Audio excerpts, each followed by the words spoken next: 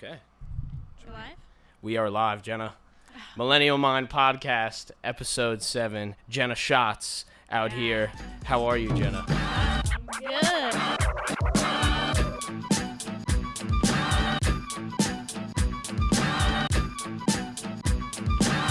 It's good. I think we talked about this a little bit, like, in the RV days, in our last semester, when I was like, yeah, I'm going to start this podcast. And you're like, yeah, definitely get me on. Like, every time. That's what you said. So this is here we are now. We were going back and forth between, like, what you're going to name it and what we were going to talk about. And I was running it by, like, everybody. It's like, what am I going to do? Am I going to make it about me? Am I going to make it about millennials? I felt like millennials was better, though, because I don't want it to be about me as much then. Right, but everything, it always comes back to a conversation. It can be about your hustle and... Yeah, it's that too. I feel like that just is naturally mixed in in the whole like spectrum of it all. So like if I named it my podcast, then I don't know. I feel like anything you put online is just like a little narcissistic anyway. Like you just have to like love yourself a little bit, or like a little too much maybe. But I don't know. It's like I don't know. It comes natural for some people, not other people. Anyone with at least a little bit of an online presence has a little bit of narcissism. Because it's just built in, it's built into the scenario, It's also built into the human psyche. Yeah. Well, it actually benefits you rather than, I think it benefits people more than it hurts them most of the time. Unless you're like a true narcissist, then that gets a little weird. It moves from confidence to cockiness, and true, like, it moves from self-love to narcissism. But then that's when everybody realizes you don't have any friends. that you're completely by yourself in like every single version of yourself. Yeah. Hey, but if you love yourself enough, who cares, right? Yeah, I guess. I mean, if it gets you by in the world, then you like yourself more than anyone I think else. you have to love I guess you have to love yourself enough for like other people. That's like the cliche, right? Like you have to love yourself first. And then other people love you. Yeah. Yeah. Yeah. I can vibe with that a little bit. Yeah, like, me too. I think so. You can't accept. What's that from that movie? You accept the love you think you deserve. Yeah. I think that is pretty true. I used to think about that a lot. Yeah, as much of a cliche as that I is, think like, cliche. This comes up like every time. I think cliches are pretty much like 90. They're like 99% of the time it's true. Well, yeah. But they're just truths that have been told way too many times. And they lose their value. Yeah, they lose like the validity of them. Yeah. And people. It's like hearing the same song over and over again. It's still the song's still amazing, but it's just since you've heard it 5,000 times, it just gets taken up. It just Yeah, a bunch of words. it kind of dissolves. Yeah, and you just like expect. You have like an expectation of what it's gonna be then. Right, and then kind of maybe sometimes you like come to it, you come back to it, you have an experience that like it's very like in the forefront of your mind, and you realize like shit, like this is true. You know what I mean? And it's only true, I think, until you you could just put it in your like Rolodex of things, and then once you come across a situation where it is true, then you go, oh, that's what they were talking about. You don't understand it until you have to understand it. Yeah, exactly. But you could just keep it in there until. I think cliches are cool. Yeah, I think they're cool too. I use cliches in like a lot of my writing. Is it as like so like whatever fits the situation kind of? Right. I think like. You can use cliche almost as like a satire on the situation. I don't know if satire is even the right word, but like you're making fun of the cliche while still like supporting it, the meaning of it. Yeah. I see what you're saying. Yeah. Yeah, but that's what they're for, I guess. Right.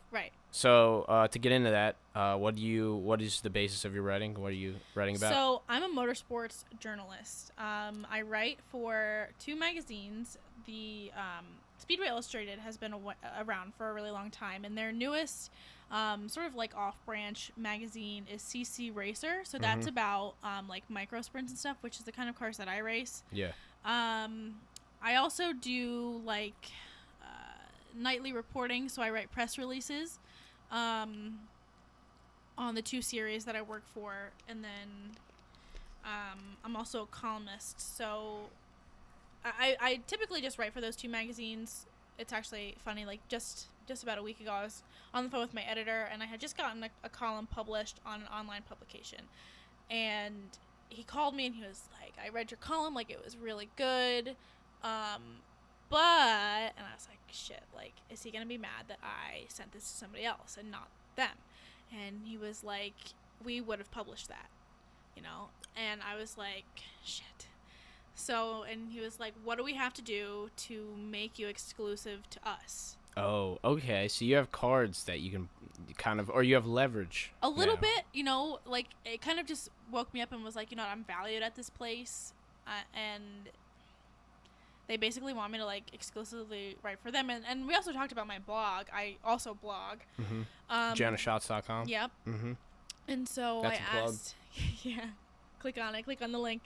So, yeah, I also blog, and we talked about that, and he was like, you know, we have a lot of high-dollar advertisers, and we don't want them to think, well, why am I paying to advertise in the magazine that she writes for when she can write for other write for other publications, and I pay less, or something like that. It's kind of it makes sense from the dollar standpoint. Right, exactly. So they're putting their advertisements in a worthwhile magazine that, you know, the writers aren't writing for everybody. You know, it's an exclusive kind of thing. So I think what we're going to do is we're going to somehow link my blog onto their website and kind of... like an affiliate. Right, build my brand a partnership on possibly, them. Yeah. Which would be good for both sides. Yeah, and you like the people that you work with on this? Absolutely. They're so awesome. There's nothing, there's really not a lot of downside other than you may not be able to use those comms to I lose a little bit of freedom, but it's okay because I am, you know, I don't know how to explain it, but without sounding shitty, because like, yeah, but you're confident that you're that it makes perfect sense for you to do this. Like, it makes sense. It makes sense to do. It makes sense. Like, to you don't really have move. any doubts about. No. So then that's perfectly I believe in the natural. magazine. Yeah. I believe in what they do, and yeah, I support them and they support me. I'm valued there. So. How did you just like? Did somebody ask you to write something first, or like did you submit your writing, or? Well, okay, so was it your blog, or what was the way they structure their magazine is it's like 50% tech articles, so it's about like fuel injection and like power steering okay. and setting up a car and that kind of stuff. So, and then the other 50% is like a feature on a driver or a promoter or something like that. So, they had contacted me about doing a story on me. Okay. So they wrote a story. Which is good. Yeah. So they wrote a story on about your racing. About my racing and about, and we can get into this too, about how my race car is different than everybody else's. Because I have a 450cc motor in it where I race against 270cc motors, but they're 2 strokes and I'm a 4-stroke. Oh, so okay. We're I see what you're doing. Yep. Right. So we're like you don't pretty have to even mix on horsepower, right? well. And like, you know, it was years ago when the AMA, I think it was like Supercross had them combined, and now they're separate. Yeah. So I run against the 2 strokes, and I'm not really the only one. At the time, I was the only one doing it. We had a couple people that have tried it out now. But they wrote a story on that, and then I got to know the guy who wrote the story on me.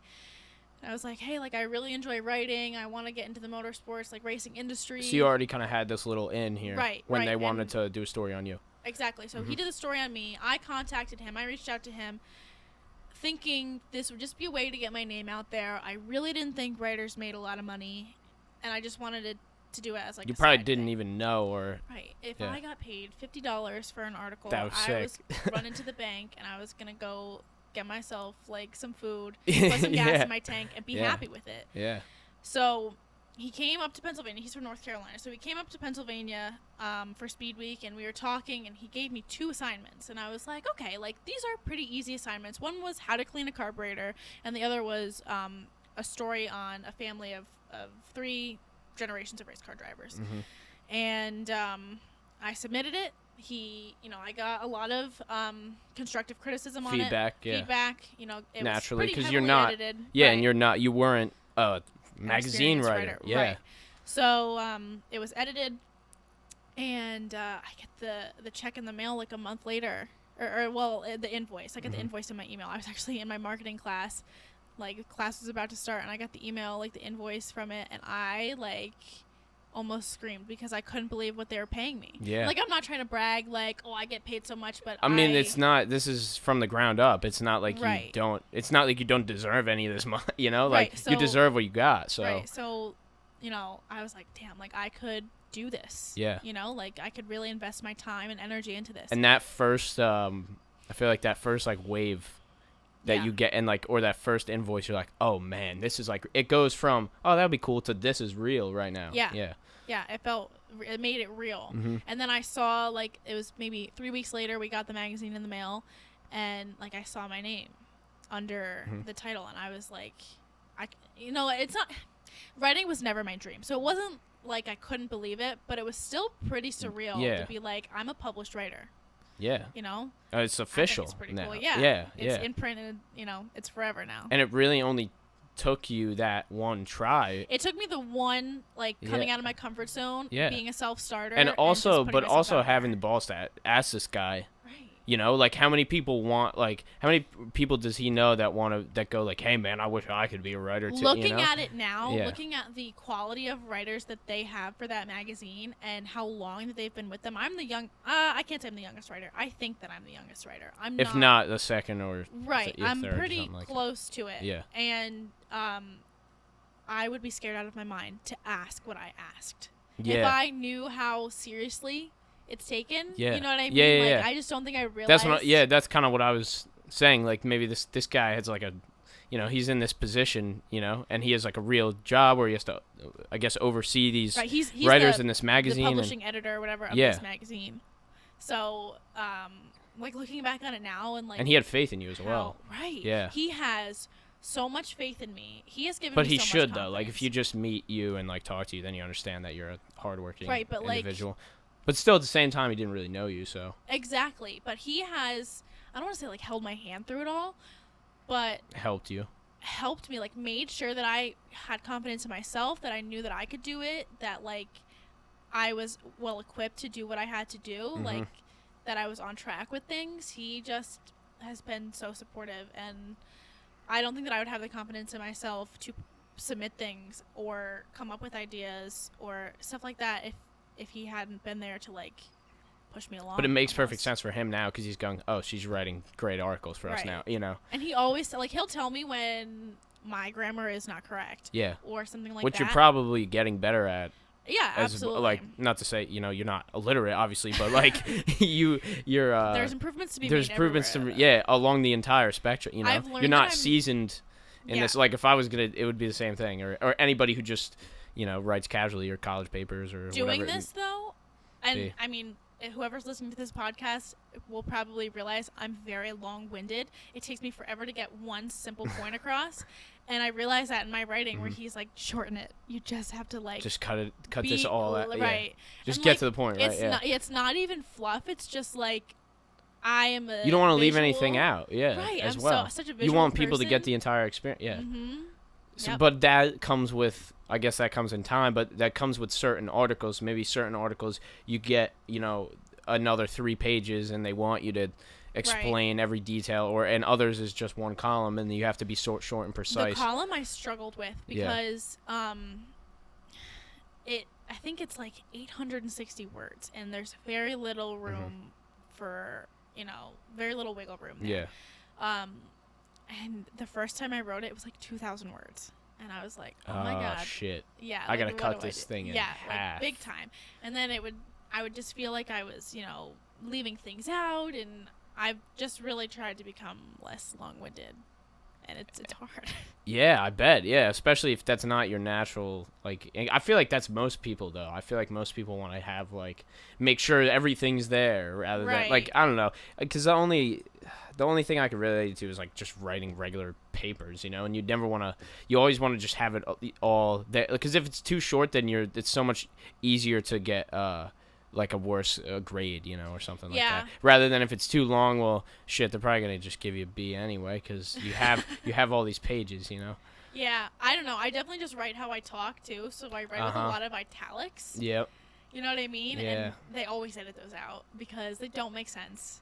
If you look at my blogs, I write with a lot of italics. It makes sense blogs. for you. Absolutely. Yeah. It's like my own inflection because I do have a lot of inflection in my voice, and it's hard. That's something I'm still learning as a writer, is learning how to use my words to convey inflection rather than, or even emotion, rather than using italics. Yeah, or I can parentheses kind of or relate to dot, that a dot, little dot, bit. you know, Like, ellipses. I remember when I went to see this producer in Philly shout out Chris Miller. We shout out Chris Miller in every single podcast. He just comes up. He just got a Jeep. Yeah, it's sick. Project It's Jeep, really right? sick. Yeah, it's an 82. He bought it for $1,500. What? Yeah, I mean, he's like, he's fucking with the wiring harness today. It's like, oh man, it's a rat's, That's a headache. it's a rat's nest. He's got to get a Yeah. new harness, unfortunately. Shout out Chris Miller though. Shout out. Chris Miller got me hooked up with this guy in Philly. This producer, his name's Beej Links. Shout out Beej Links. He's a great guy. I'm going to record my album with him in like 2 weeks or like a week or Sweet. maybe. It might be less than 2 weeks now. But I was there, and I was there with my friend Jack, and we were just laying down a couple songs, just kind of getting our feet wet, because he's a good producer. And I remember this one guy who was in a rap group with him, who was a pretty well-known rap group. Their name was Ground Up. They went on tour with like some big names, like back in the day, maybe like 2011, 12-ish. And so I kind of looked up to this guy, and I remember him walking over to us, and he was like telling us, you know, how he really likes our sound and like likes what we're doing, and it meant a lot. But he goes, you know, you're the only ones who think your bars are cool, you know. And I was like, oh shit, you're right. You know, like, we're the only ones who thought this one line that I thought was funny. Like, nobody else would listen to the song. No one's gonna get it. And yeah, nobody would get it. And that's when that was the same like thing as you with the italics. It's like, oh wait, they don't know me, you know, like somebody who listens to this song, they don't know, like maybe some random person doesn't know who I am. They're not going to understand my humor without knowing me. So it has to kind of come off like, few can appreciate it, but then the few that can appreciate it, you have to make it make sense. Yeah, and he pretty much said, like, then what are you making any music for? You know, if you release music, you're releasing for everybody else to listen to. So then might as well appeal. You're an artist. Yeah, essentially. And if not, then you're just some guy who does it as a hobby. And I mean, like, which I still do, but at the same time, if I'm gonna put this shit on Spotify and iTunes and try to get it out there and make music videos, then I gotta have some verses that aren't just my little thing. You know, like, you making music videos?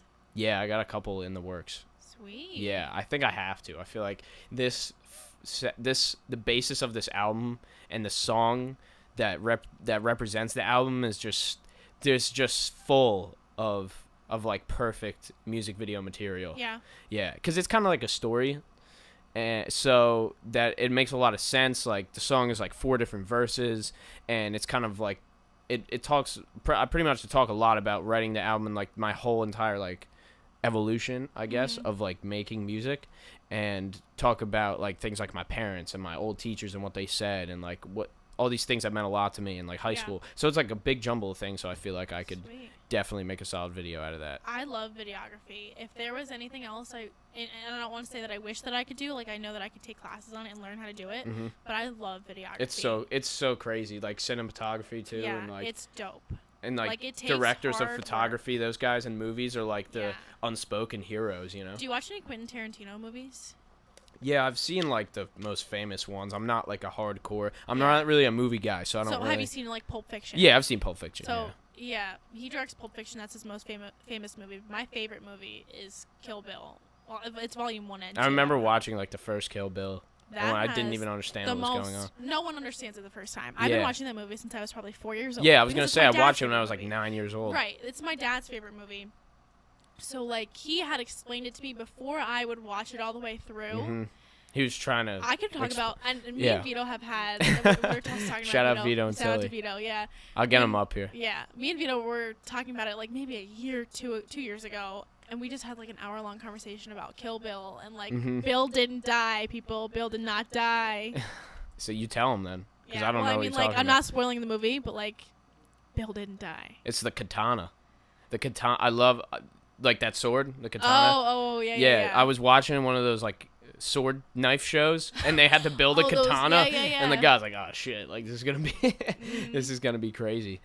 Yeah. But, yeah, they're so, like... They're so vicious, you know, just like that, like little sound that happens. Yes. Yeah. And that's sound effects. That's the shit. Are like, I those love people have like a that. legit cool job. I make these songs where I go, this is a move. This is. I love like cinematic sounds, and I use a lot of like when you listen to the album, or if anybody, when it comes out, you'll see like some of the songs are set up like almost as if it's like a movie sequence. Like they're just, you have all these different horn sections and violins, and it's all building up. Yeah. And you just know that tone, you know? And so I really, like, I never knew, before producing any music, I never knew that I liked that stuff. But like when I start putting it in the program, I make these random beats that I could never rap over, but like somebody could use them, and we go like, we'll just chill and like sit down with some people. I'll be like, all right, what's this one for? All right, this one's definitely for a James Bond scene when he's coming in, and like, or whatever, this one's a car chase beat, or this one is like somebody stabs somebody in the back, you know, or something like that. But that would be such a cool job to make, or to make theme songs. I feel like that would be awesome too. Yeah. I'm not musically inclined. I really enjoy music. I will never claim to understand it. I don't understand. There's a lot. I don't understand production. Either. I could not write you a song if my life depended on it. Most people, I feel like most people, I mean, it just takes time, you know? Yeah, like anything. A lot of people couldn't write you an article either, so. I guess so. Yeah. Things that come natural to you, you don't understand how people could, like, not be good at it. Do you know what I mean? Yeah, people I are see. Like, oh, I hate writing. I suck at writing. Like, it's so easy, but. Yeah, I think when I was talking to Brian, my friend who was on the podcast last, I was like, yeah, if, like, somebody put a gun to my head, I can easily make like a pretty damn good song. You know, it's the same thing with like if somebody said, okay, you have to make this article right now, like you could make a really good article. But like for other people, it's like definitely not. It's always their own thing. Like everybody has their own thing. Hopefully, and a lot of people don't have their own thing yet. But I'm just holding down the faith, you know, that that they're gonna find it. You know what? And I wrestle with this a little bit with myself. Like I don't know if your thing comes naturally, I think everybody or you choose your thing. Because, like, I don't know. I think that writing definitely came naturally to me, but I'm very multi-passionate, and so... Me too. Oh, I love that word. That's great. Yeah, multi-passionate. Jeez, that's good. Okay, I never heard that. Yeah, that is, like, I feel like that, if I could choose one word to describe me, instead of saying, like, I have my finger in a whole I'm going to steal that. You know, that's not exclusive to you anymore. No, that's not trademarked. You can use it. Okay, great. Yeah, I mean, race cars, writing. I really enjoy photography.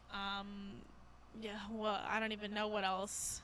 You know what I mean? Yeah. Like, I have my finger in a lot of different pies. Good, but that's I'm good. I do about too. All these pies, you know? Yeah. All these pizza pies, you know? Yeah, that's good though. I feel like it gives you a lot more reach too, and it allows you to have connections in like a ton of different fields. Like I know if I go, okay, like I need a video guy to shoot this video, I got a few people I can ask. Yeah. You know, at least, or if I put it on my Instagram, somebody's gonna know somebody that's gonna make videos or something, or I need this, or whatever it be, like this graphics or this type of pretty much anything, you know, which that like opens up the doors of opportunity. You know, the more things that you're in, you don't have to be amazing at all of them. You don't have to you don't have to do all of them all the time. Like I love taking pictures too. Like, but when I go to the beach, I don't bring my camera anymore because I already took too many pictures of it. So I save it.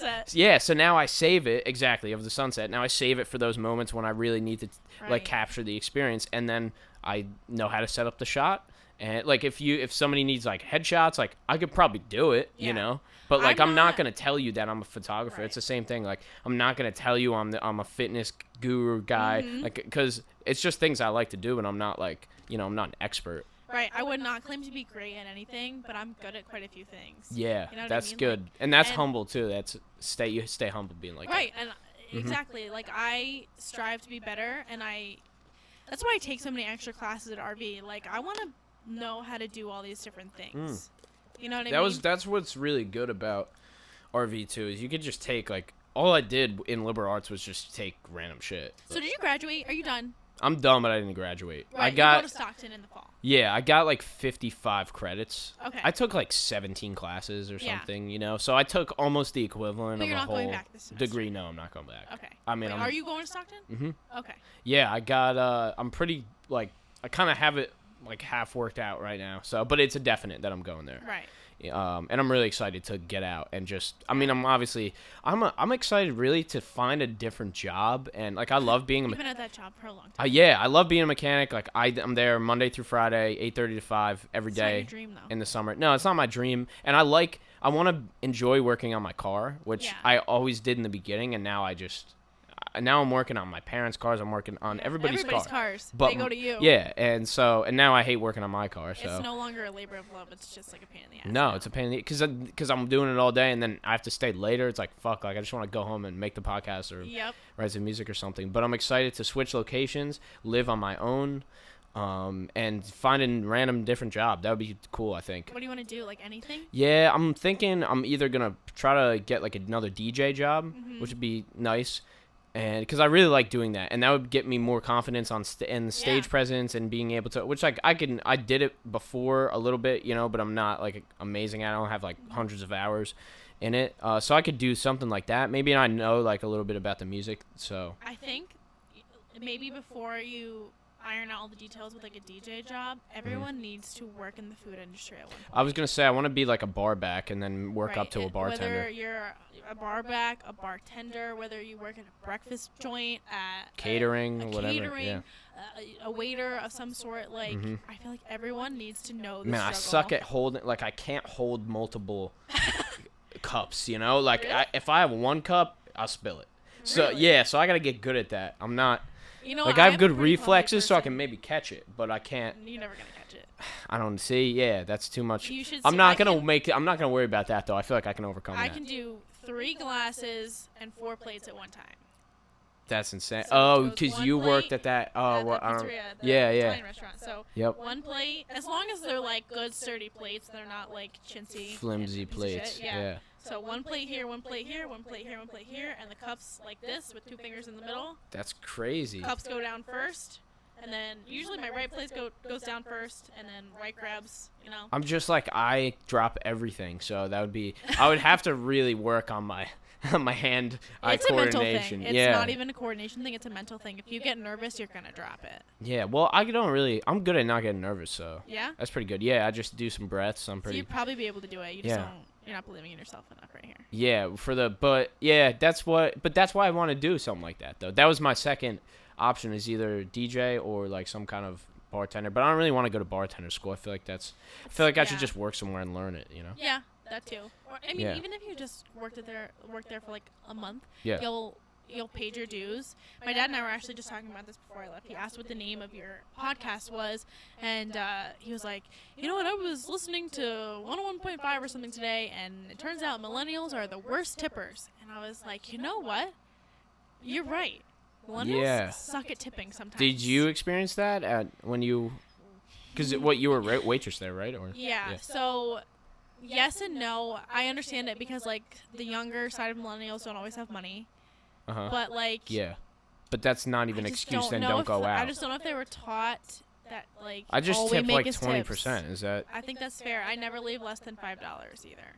Yeah, I don't think it... Yeah. I've definitely left than $5 less than sometimes. 5 with other people. Right. So then it ends up being, like, 20, Well, yeah. I'll never really do less than 20%. I just feel like... Then don't go out. Unless your waitress or waiter sucks. Is trash. Which... I mean, unless they're, like, rude how many to you. That's, like, 3... That's like 5% of the time, maybe. You know, like if you're a normal person, they're usually fine to you. 9 times out of 10, though, it's the kitchen's fault. It's not. Yeah, your fault. Exactly. Or you're trying to get use your fake ID, and the waitress denies you, so you're like, "Fuck you!" Like, which like that's what I don't do that though because I feel like it's just like, I mean, obviously I'm under 21. I do not drink any alcohol. Or use never touched. I have just regular 19 ID, but never touched I've heard some stories, where some people have done that. A story from a friend. He used his fake ID. Yeah, he used. I know some crazy people.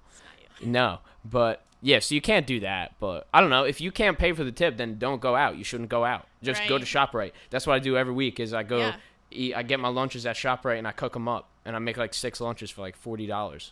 That is something I struggle with. I really enjoy not cooking. It's such a bitch on Sunday, but it totally pays off when it's 12 o'clock on Monday, and I just walk to the fridge at work and microwave it up, and I'm like, great, I didn't go anywhere. The problem in my house, though, is no one really, like, I mean, we cook, but, like, there's never prepared shit in the fridge, and so no one respects if there is prepared shit. Like, they will take it. Really? Yeah, so I get... I don't know. I just know I have my own Tupperware containers, and they just know, like, okay, Yes. like, if my dad's like, hey, you got something? Then I'll be like, all right, take a couple sausages, Yeah. I'll throw him a couple sausages or something. Throw 'em a sausage or two. Yeah, a sausage or two, because, I mean, that's usually how it is. I get a little extra, but they know that's mine. That's my shit. Yeah. I mean, if it came down to it, I would have to take it away, but Not it's enough pretty respect good. in my house. That's unfortunate, though. Yeah. You'd have to get your own you'd have to get a mini fridge. Yeah, I don't know why I haven't invested in that. Obviously, like, I've gotten like 2 free mini fridges in the last like 2 years. really? Yeah, I get everything for free though. Like, Well, we were also just talking not about how everything, much but a room lot I of don't things. have in my room. Yeah, true. So that's straight up real estate. You know. You can put your left hand on my desk and your right hand on my bed, and like not even stretch your arms all the way out. Yeah, before I lived in this garage, then I had my room was like the same Yeah. way. It was pretty small, and like I had these ceilings that were like vaulted. I could only stand up in the middle, and Yeah. And Yeah. honestly, I can't fit anything extra in my closet. I have way too many clothes. that's typical of. I'm a female. That's you know. typical of most people. I feel like have a lot of clothes anyway. Yeah. Like regardless of female. Like I feel like guys have a lot of clothes I admit too. though that like retail therapy is like a real thing. I don't. It just doesn't. Nah. Doesn't For me. satisfy. It's here goes this money. Right. So I need to have that mindset. I'm not cheap. I spend money on Other things. yeah, like I try to get quality over quantity, but Right. like I'll buy a nice shirt and I shop at the nice pair of Salvation Army a pants. lot. I like thrift stores are cool and Yeah. like Target sometimes and Kohl's, JCPenney's not bad. You gotta find one I like thing. Old Navy. Old Navy's Navy's good solid. for the Solid, sales. yeah. And the Salvation Army. Macy's Goodwill. definitely not bad if you want to get like something that You a know little what's bit really nicer. good is the Peaburg Bonton. They always had I don't. good shit. I It's remember closed going now. in there actually. It's closed. Or it's Well, closing. everything's going out. Well, yeah, the Peaburg Mall. I heard they're gonna turn it into an aquarium. Like, is that? Like one, like a they real should just thing? make it one huge like Shark Tank or like a big fish tank. Like you just fill the entire thing up with water and I then think like make it just like. It would be a better use of space than it is. If right it was now. an aquarium, it would have to be. I feel like they'd have to do nonprofit or something though, because I don't think they would make any. If they can't make money as a mall, Yeah. who's making money? A skate park. That would be great. Yeah, that would be laser cool. tag. That would probably work. Yeah. Maybe. It's just like it's in such a weird spot because you have the Lehigh Valley like right there, and then you also have like Bridgewater and Somerville Yeah. and Flemington also right there. Yeah, and then you get all these weird pop-up stores that never really succeed, or Yeah. they're always just starting out, so they can never really offer you anything that good, and then Right. they close down like a month later. Yep. I mean, I went for like GNC, but I don't even buy like supplements anymore, so that's out of the equation. They have Gold's Gym there, but Having a gym in it's the mall is too like, the weird weirdest because thing. I was on like a week trial. I'm just doing pull-ups, and I look to my right, and some guys is there just like looking at just you looking doing at. your I'm workout. like, what? Are these windows tinted? I'm like, you gotta They're tint these. not. That's what I'm saying. You gotta tint them though. Like it sucks. They're not tinted. Something. Yeah, something. You gotta do something. Like And how does it work with the hours? Like when you have like a lot of gyms that are 24 hours. they're And not. No, they close at like 10, I think, Yeah. or I don't 11, know. maybe 11. Maybe. If you're paying for a gym membership Wouldn't you over wanna- $20, it should be 24 hours. I think so. I don't pay for a membership. I just work out in my basement, but that's Yeah. half the reason. I can work out whenever I want. Exactly. You know, I mean, not whenever, like not 2 o'clock in the morning, but like, But you know, my family's still around, but still, I don't have to deal it with was there anybody. if you wanted to. Yeah, I don't have to pay hate anybody being or restricted. deal with anybody. So if I'm paying for something, give me it all the time. Yeah, I want I want full access I also and don't all want the to. benefits. I also don't want to walk through the mall after I'm all sweaty and gross. And also feel inclined to like try to buy things and see, and there's people there that you Yeah. probably know, and they're like, why do you all like, Yeah, you we're know, all sweaty and shit? Like, oh, I just, hit a nice lift in the mall. Yeah, in the mall. yeah. Yeah. Or maybe you're shopping, but you have a membership, so then you feel obligated to go like run on the treadmill or something. Yeah, or that too. I feel like that mall is just so too depressing to even work out there. It's honestly the saddest mall Like, in the world. I feel like I get down on myself when I'm working out. You know, I've been to at the one. mall. I've been to one mall that's actually worse than the Peaburg Mall. Really? It's That's in surprising. Scranton. You might have Oh, been okay. there No, when you I've used to, like never visit been there. James or something. It's called the Steamtown Mall. Well, is- Marywood's like in Dunmore, but Yeah. this is like in Scranton. Like Steamtown downtown. Mall, sort of. It's like near the University of Scranton, and it's the worst mall. There's like an FYE and like a Oh, antique God. store and like FYE that's it. doesn't even work anymore. FYE's like out of business. There's still a sign. I think I don't know if they're out of positive business. I don't know. I'm just saying their whole entire business model. I don't think really. Yeah. Well, people like my dad still shop at FYE. They don't understand what Apple Music is. They get the old heads in there. Yeah. The ones that won't. Well, there's still that old record store in the P-Burg Mall too. Oh yeah, there is. And still that honestly, there's always people in it. There is, yeah, because that's like the only place that's kind of like I feel like it's a little hip. It's holding down the vibes for the young folk. For like a small business, it's been there the longest, as not like a chain store. Yeah, has it? Yeah, and there's nothing else. I think so. Other than Asian Gifts. You know what? Is Annie Ann's still there though? Annie Ann's is still there. Okay, so they're holding it down. And that eyebrow threading place. Yeah, and then the candles at Christmas time, they get the candles out in the middle of the mall. You know what? The busiest time of year for the mall is the race car show. When they have the race cars in there. Maybe you don't even know about it. I think it's like the last week of February. Every year? Yeah. Because I definitely, in the past... I think this past year they canceled it. I think in the past, 10 years, I've seen it in there. Yeah. But we always had our cars in there, and there would always be people in there. And then, the next week, it'd be dead. Yeah, people, you got to really, bribe them in, Yeah. Race cars are a good way, at least for me. Bribe me with race cars, fine. Yeah. I just did right. 6 That's days straight of racing. You were physically racing? No, but I've been going but you were races. and that's insane, and you have to drive all those, how many hours? Right. Today would have been day 7, but it was 4 hours away, so last week I was just no. So are you doing this, you're not, obviously, 6 days, and that's not for leisure, right? That's for your... Yes and no. So, I didn't have to pay for any of the pit passes because of either you got the magazine, a press pass or right, something? Press passes. Cool. So either the magazine or one of the series that I work for will give me a pass to get in. So what did we do? Wednesday was Kutztown Speedway. So Action Track USA is technically called. So actually right across the street. Well, it's not too far, right? Right, it's an hour away. Yeah. So right across the street from the university is a racetrack. I've been there. Nice. It's a nice school. So you might have seen the track then. Maybe. It was a while ago, though. So in the freshman parking lot is where we pit. So I went to Kutztown Wednesday, Grandview Speedway for the first day of Eastern Storm. Friday was Williams Grove Speedway. Saturday, I know people that go there. Yeah? Yeah. My boss, oh, yeah? said he's in. Yeah, he's all into racing. Him and his dad. I just know they've been there before. Yeah. They kind of go, or what's the one in the South that just happened 2 weeks ago? The massive NASCAR one? Dover? No, another one.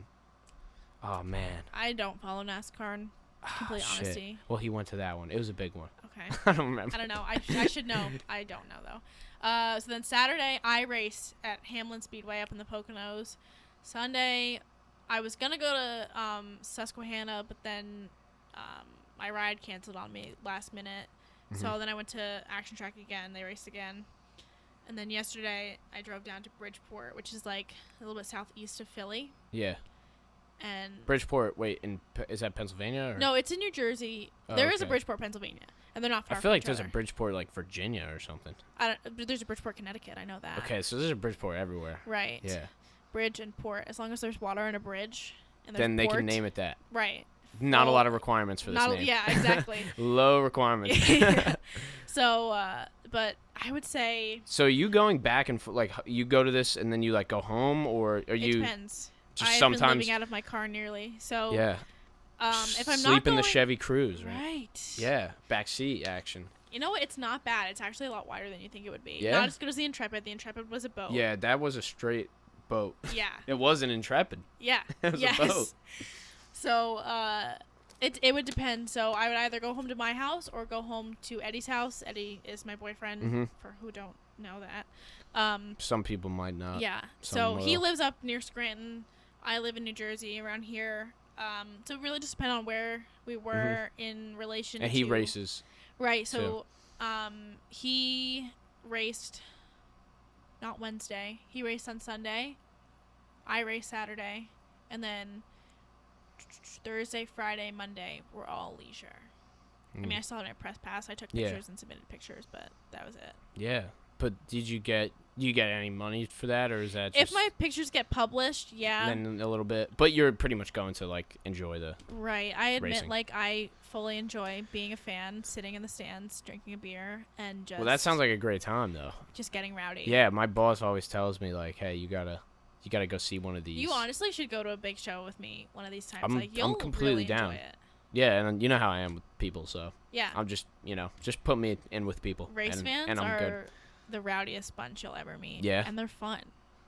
Perfect. Yeah. That sounds good to me. You would enjoy the National Open, the Williams Grove National Open. Your boss might even camp there. Yeah. Camping I know people that are always go, like, just Yeah. a couple people that always go, so... Camping at the National Open is like a bucket list thing for me. I haven't done that yet. Yeah? That would be legit. I have a Hell yeah. pop-up.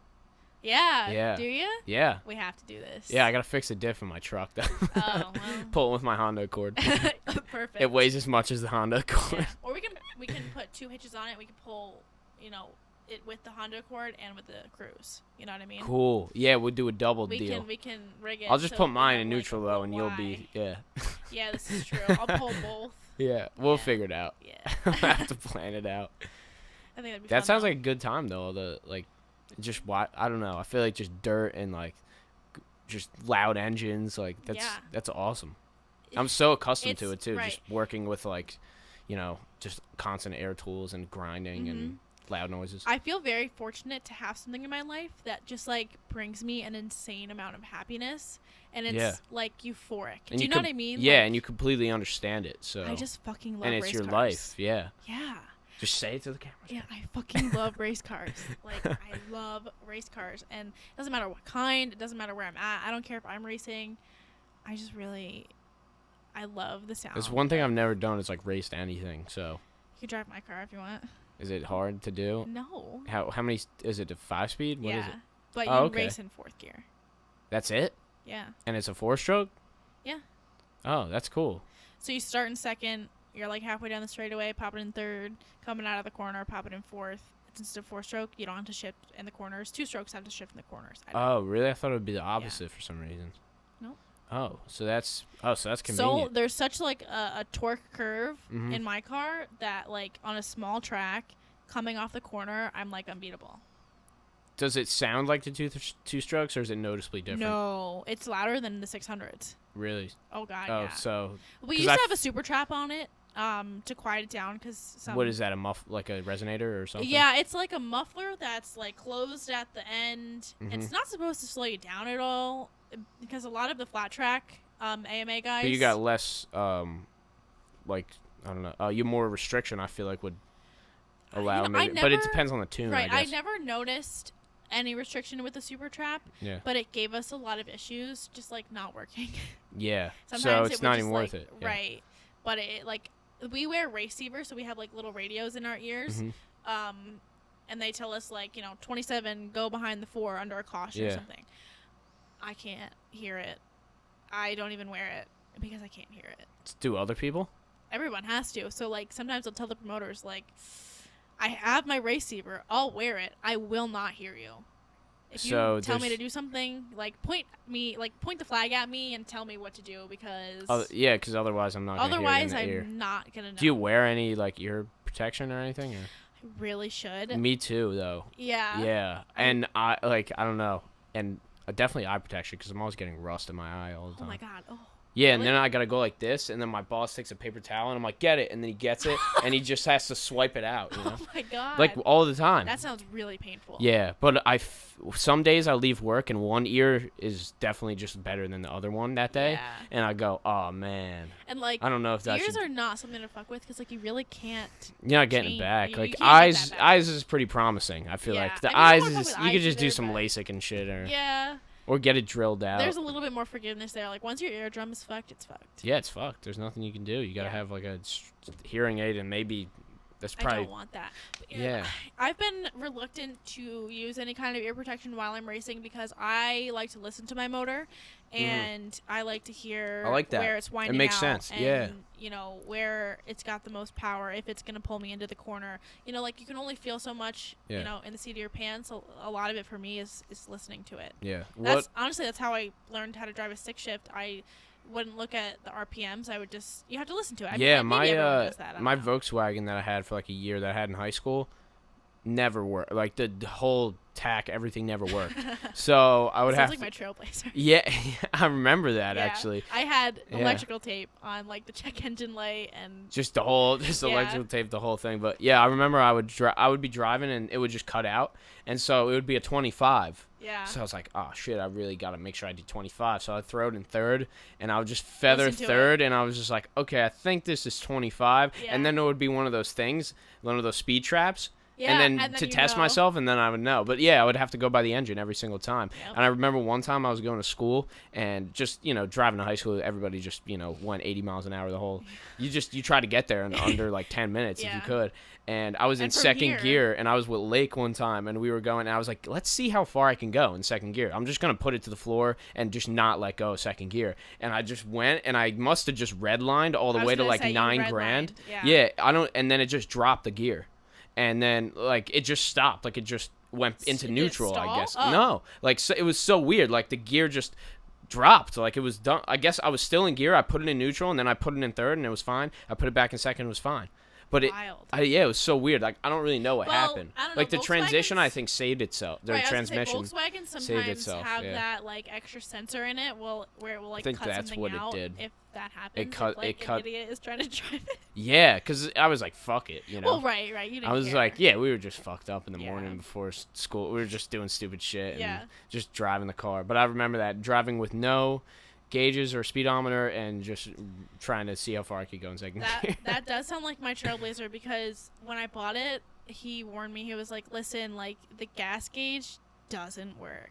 That's so, a heavy Chevy problem, too. right. Mhm. So They always don't work. So I either had to It's go a off sending of unit. feel. Then you got to do the fucking whole fuel pump, and it's a bitch. Yeah. Or it's electrical. No, I just said fuck it. So yeah, who cares? it's I would either go off of feel, memory, Mhm. or sometimes if I remembered to reset my Yeah, trip, the mileage, yeah. Right, I Because you would- could get, what, 200 something miles? something like Yeah. that. Yeah.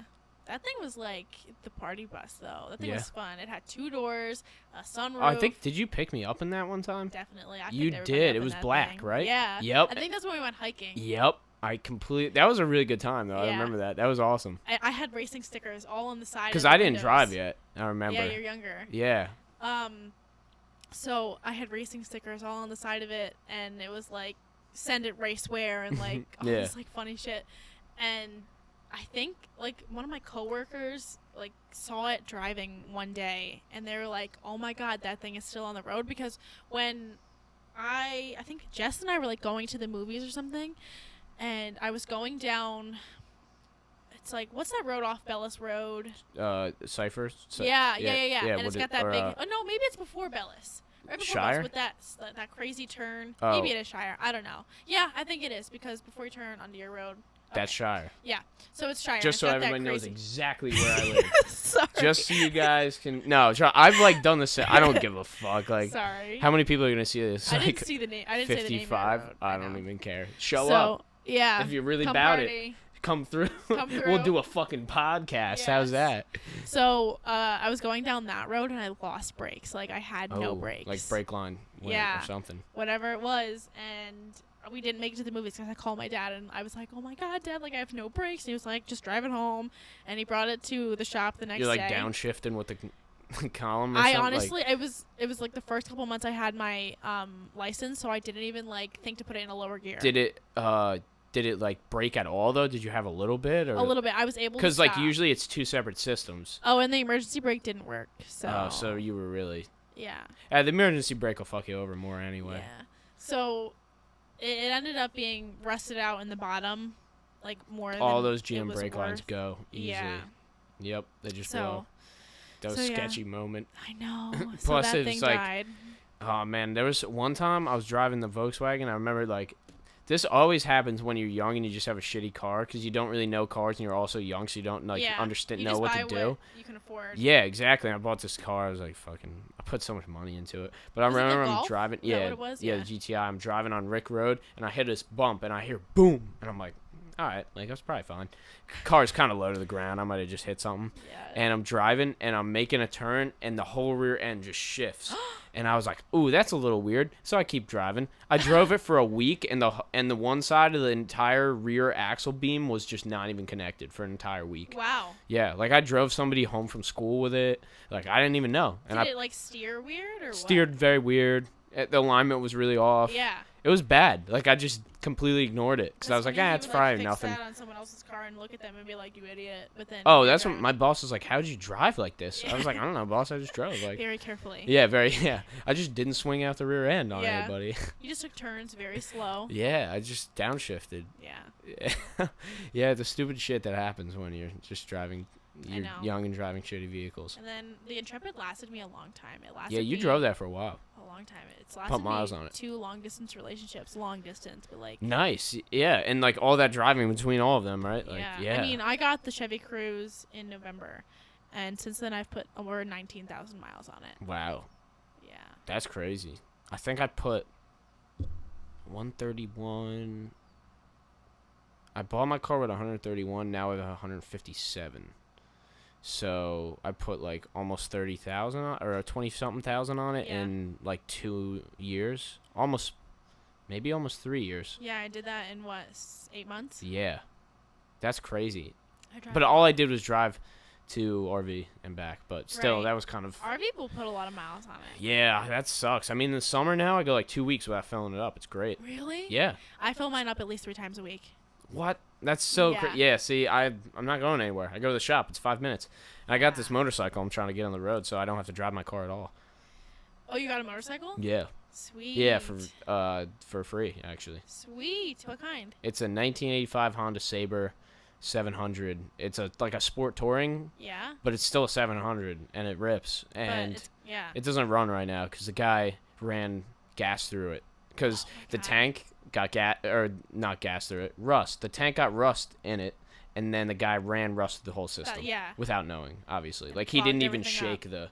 Probably clogged everything up. Yeah, it got rust through the entire system. You know. So now I don't know. I might just bring it to somebody to fix because I don't feel like dealing with it. Cool though. Yeah, it'd be nice to. I've been thinking about getting my It ran for like 20,000 miles, so it should be fine. Yeah. But it'll be awesome to whip around town. Like I don't want to do anything crazy on it because it's old, but. Still just drive it to work and back. Let my car sit. Take a fucking joyride. Right. I just want to let my car sit and just not wear the tires and just not put miles on it. It's getting a little old. That is something I'm glad that I had. I had winter tires, because like 2 sets. You're saying 2 different. Yeah. So I do that too. It's the best thing. Yeah, it's set in snow tires. Everybody do that. It's the best thing to do. It may in be New Jersey. Right. It may be a pain in the ass to like change your tires and whatever, but do it because it's not even a pain. It's cost $20 a tire to mount and balance. So Eddie even if you put them on the same, and like they're free for me. So like if it's even if you're putting them on the same wheels, then it only costs what $80 a year. It's so worth it. And then you save $400, $500 buying tires. More than that actually. Yeah, but I drive a lot. I think I know Interstate 78. Like I could do it with my eyes closed. Yeah, just. Yep. Actually, I know it pretty well. Not all of it, but all the New Jersey I know. Yeah. But not the Pennsylvania. I never really go past exit 29 on the New Jersey side, which is like where you get on 287. Yeah. I've gone down there for jobs and mostly jobs, and that's where I got the motorcycle. Yeah, going like a lot of the interviews I do for the magazine, it's like you have to go through 78 to get to 80 or 81 or 83 or in Pennsylvania into York. Yeah. Yeah. So I go to the end of 78 a lot on the Pennsylvania side, and that's like near Harrisburg. Like just like it stops, or I think at one just point like veers off, right? It turns into like 81. I've been to Amish country, but only like one time to buy my wheels. I actually bought my wheels for my car in Amish country. My best friend Amber, she lives in Florida now, but she used to live in Lebanon, Pennsylvania. That's like the true. That's Amish country. So she moved out. She's someone you have to have on your podcast. Like she's the definition of a boss lady. So Amber moved out when she was 17. That's good to know. Right. Yeah. She moved out when she was 17 and lived in an apartment in, I don't want to give away like the name of her town, but it's near Lebanon. And some nights I would be sleeping and she would have her window open and you would hear like the click of a horse and buggy like going down the road. It's the funniest thing. That's crazy to me. I feel like and it's so normal. No, we think she doesn't bat an eye. Yeah, and we think that we live even out here. We think we live in the sticks, but that's not. That's real. Yeah. That's primal, or that's old school, Yeah. No, it is Yeah. though. Like living without electricity. And that is how people lived. So I can't. I would love to do how that many for, like 250 years ago, right? Like 200 years ago. Yeah. That's We're how everyone nothing. lived. We're children. We're just. Right? I mean, even in 1901, people Yeah. were living without.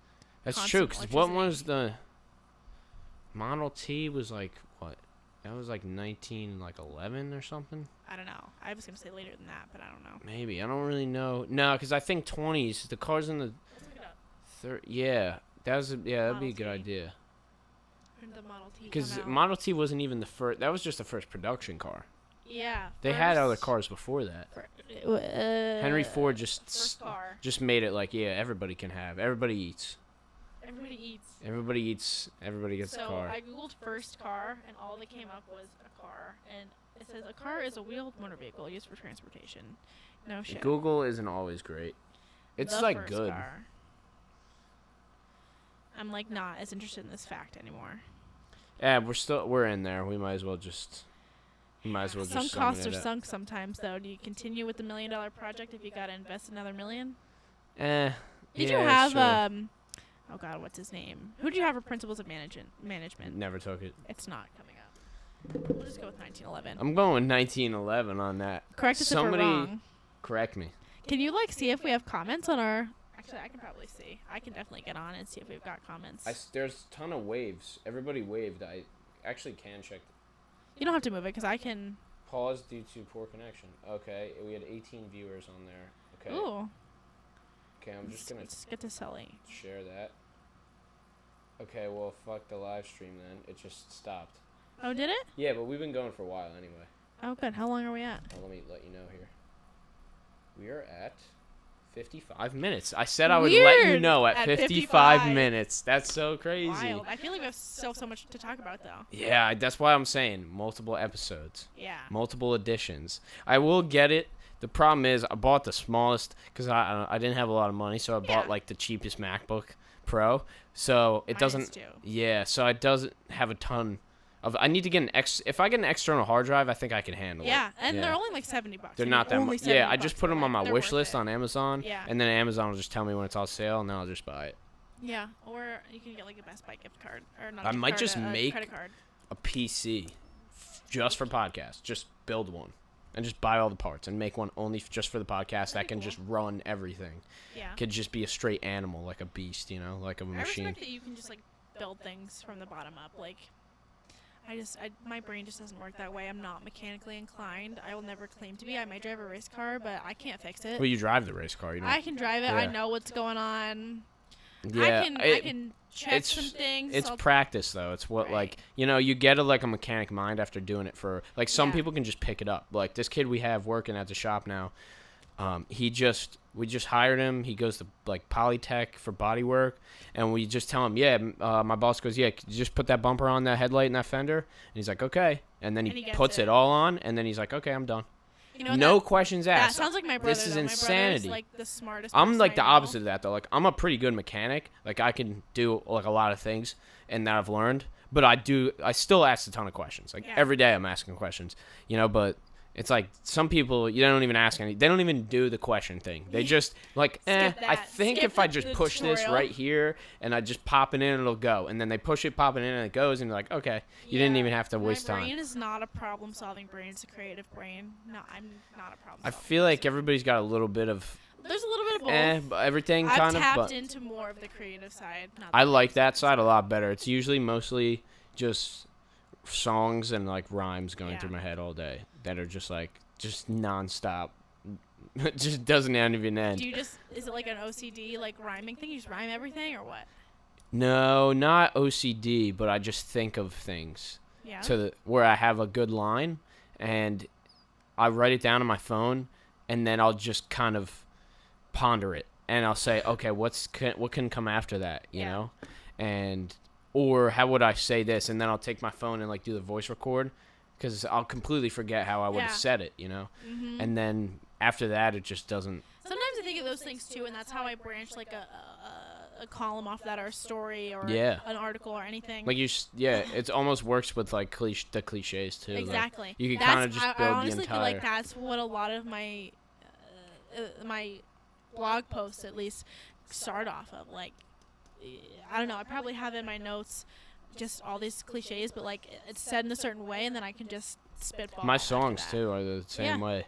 I just start with most of them, like probably 8 out of 10 start with just one line, and then I build the song off one line, and then after I write a whole verse, then I go, oh, okay, I kind of catch the vibe of this, so I gotta write a few more. Right. I think that's like part of the natural creative process, which is why I've just never really like appreciated the structured creative process that maybe you learn in school or learn in a writing class or something like that. Yeah, because then they try to make a process or a process out of something that's not really a process. Right. Everybody has their own process for it, and they're trying to put it in like a book and make you read it and say this is the way to do it. And right? maybe that helps the kids that don't naturally tap into their creative Younger, side of their that makes brain. sense. Right. Starting young with that makes sense. Yeah, because it kind of gives them a little taste But of. I hated it. Like in middle school, like did you have Mrs. Woodmer? No, I had somebody else that year. Right. So I had don't Mrs. remember. Woodmer 3rd and 4th grade, and we're actually meeting up for lunch soon. We Cool. That's got each other over Facebook and started emailing, and obviously like she's forced to teach us how to brainstorm and that kind of stuff. But I like Make a web. hate it. But yeah, seriously, Yeah, I dumbest shit ever. hated it. Yeah. I did not thrive with it. I was miserable. I like wanted to tell her that I wanted to throw it away and like Never use it again. never use it again. And, you know, sometimes like brainstorming and having that structure is good to like get your ducks in a row and get your thoughts, you know, put into line, words yeah. and get your thoughts in line.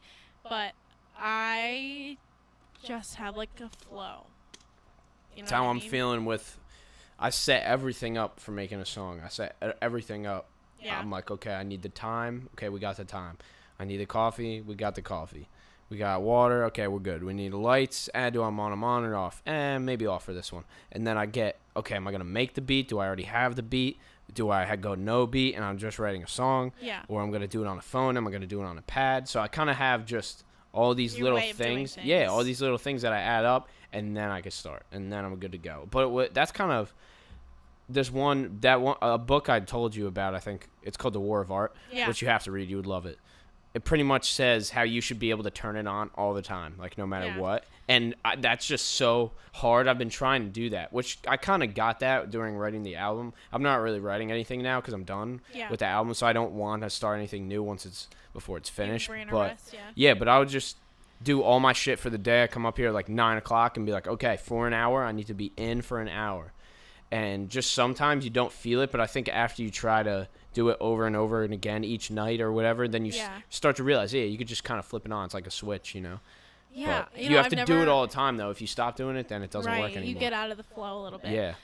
And I think that when I get like on a streak where I'm writing a lot, I can turn it on or off whenever I want to. Mm-hmm. You know what I mean? Like I have written full articles, and not like magazine articles where I need to have sources, but you know, a opinion piece at the racetrack, sitting on a tire, just writing it. You know what I mean? Because Like, you're in the zone. right. Once my mind is like There? in that Yeah. space, it's almost like a form of meditation. I think like writing for me is like a It meditation. is, definitely.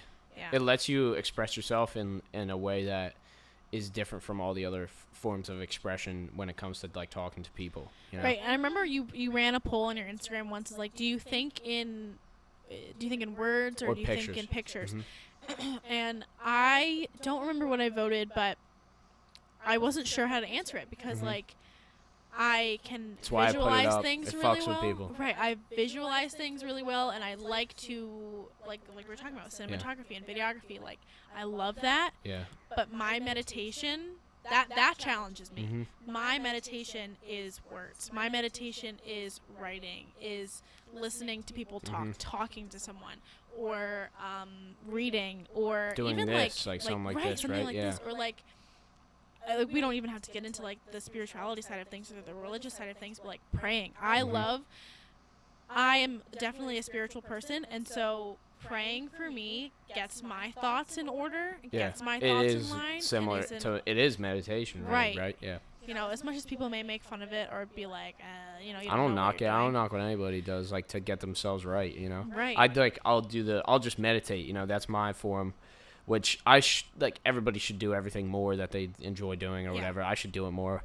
But I remember there was, like, 3 weeks in a row I meditated every day, and I just could not, like, you couldn't even break me. Like, nothing could even stop. Like, now, that really helped me. Even that time helped me. Like, I have a morning routine. Every morning I don't really deviate. Yeah. And so I never really have a bad day, which is pretty good. Yeah. You know? And that, no matter what, and I know that, if something does happen, I can meditate, or I can write this song, or I can just, Sometimes you lose it, though, and you have to, like, get force it out of yourself Yeah, to it's get the it same thing back. with working out, too. Yeah. Which I try to stay consistent with, you know, because that really helps me too. That is the ultimate for me, you know. If I stopped working out for like a month and I went insane. Well, yeah, because your injury.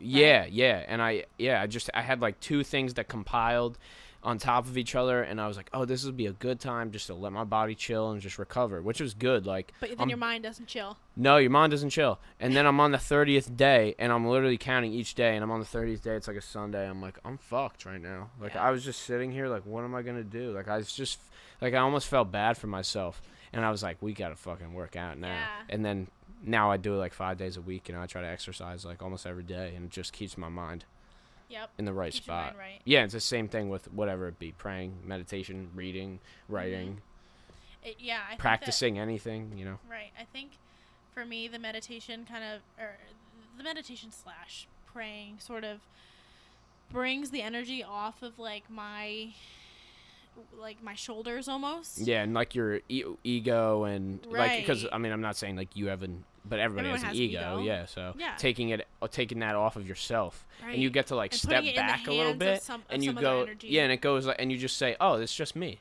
Right. You know, at the end of the Take it for day, what it is. it's just me. So we can definitely fix this, you know, or we can Right. definitely get through it or whatever it may be. I always I start with like, thank you for my health. Thank you. Oh, the for, grateful thing is really. I try so hard. My to be life has been grateful. so much more positive since I've been actively thinking about how grateful I am for everything I have. Right.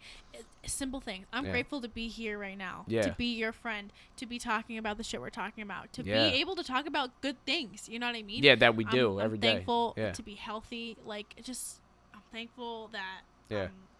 Just And here. people always say like, "Oh, you gotta write it down when you wake up in the morning." No, you don't have to do anything. You could just think about it. It's fine. You don't have to go. As long that as you can- consciously do exactly. think about it Yeah. and understand it. Yeah, writing it down is really good. Like if you write it That's down, good then for you, you yeah. start to But I don't think there's actually a good or bad way to be grateful. You know, you just Right. are There's or no you right aren't. or wrong Yeah, way to be grateful. exactly. You are or you aren't. Like Right. people want to tell you how to do everything their way or somebody else's And way, it's so but easy to learn how to be grateful because like we all are. But you have to grateful, learn but it too. You can't like somebody right. just tells you, "Hey, you should be grateful for your fucking life." Like when you live here in America with all these people, that is just a lot of maybe some people don't like their position that they're in. It's like, wait up.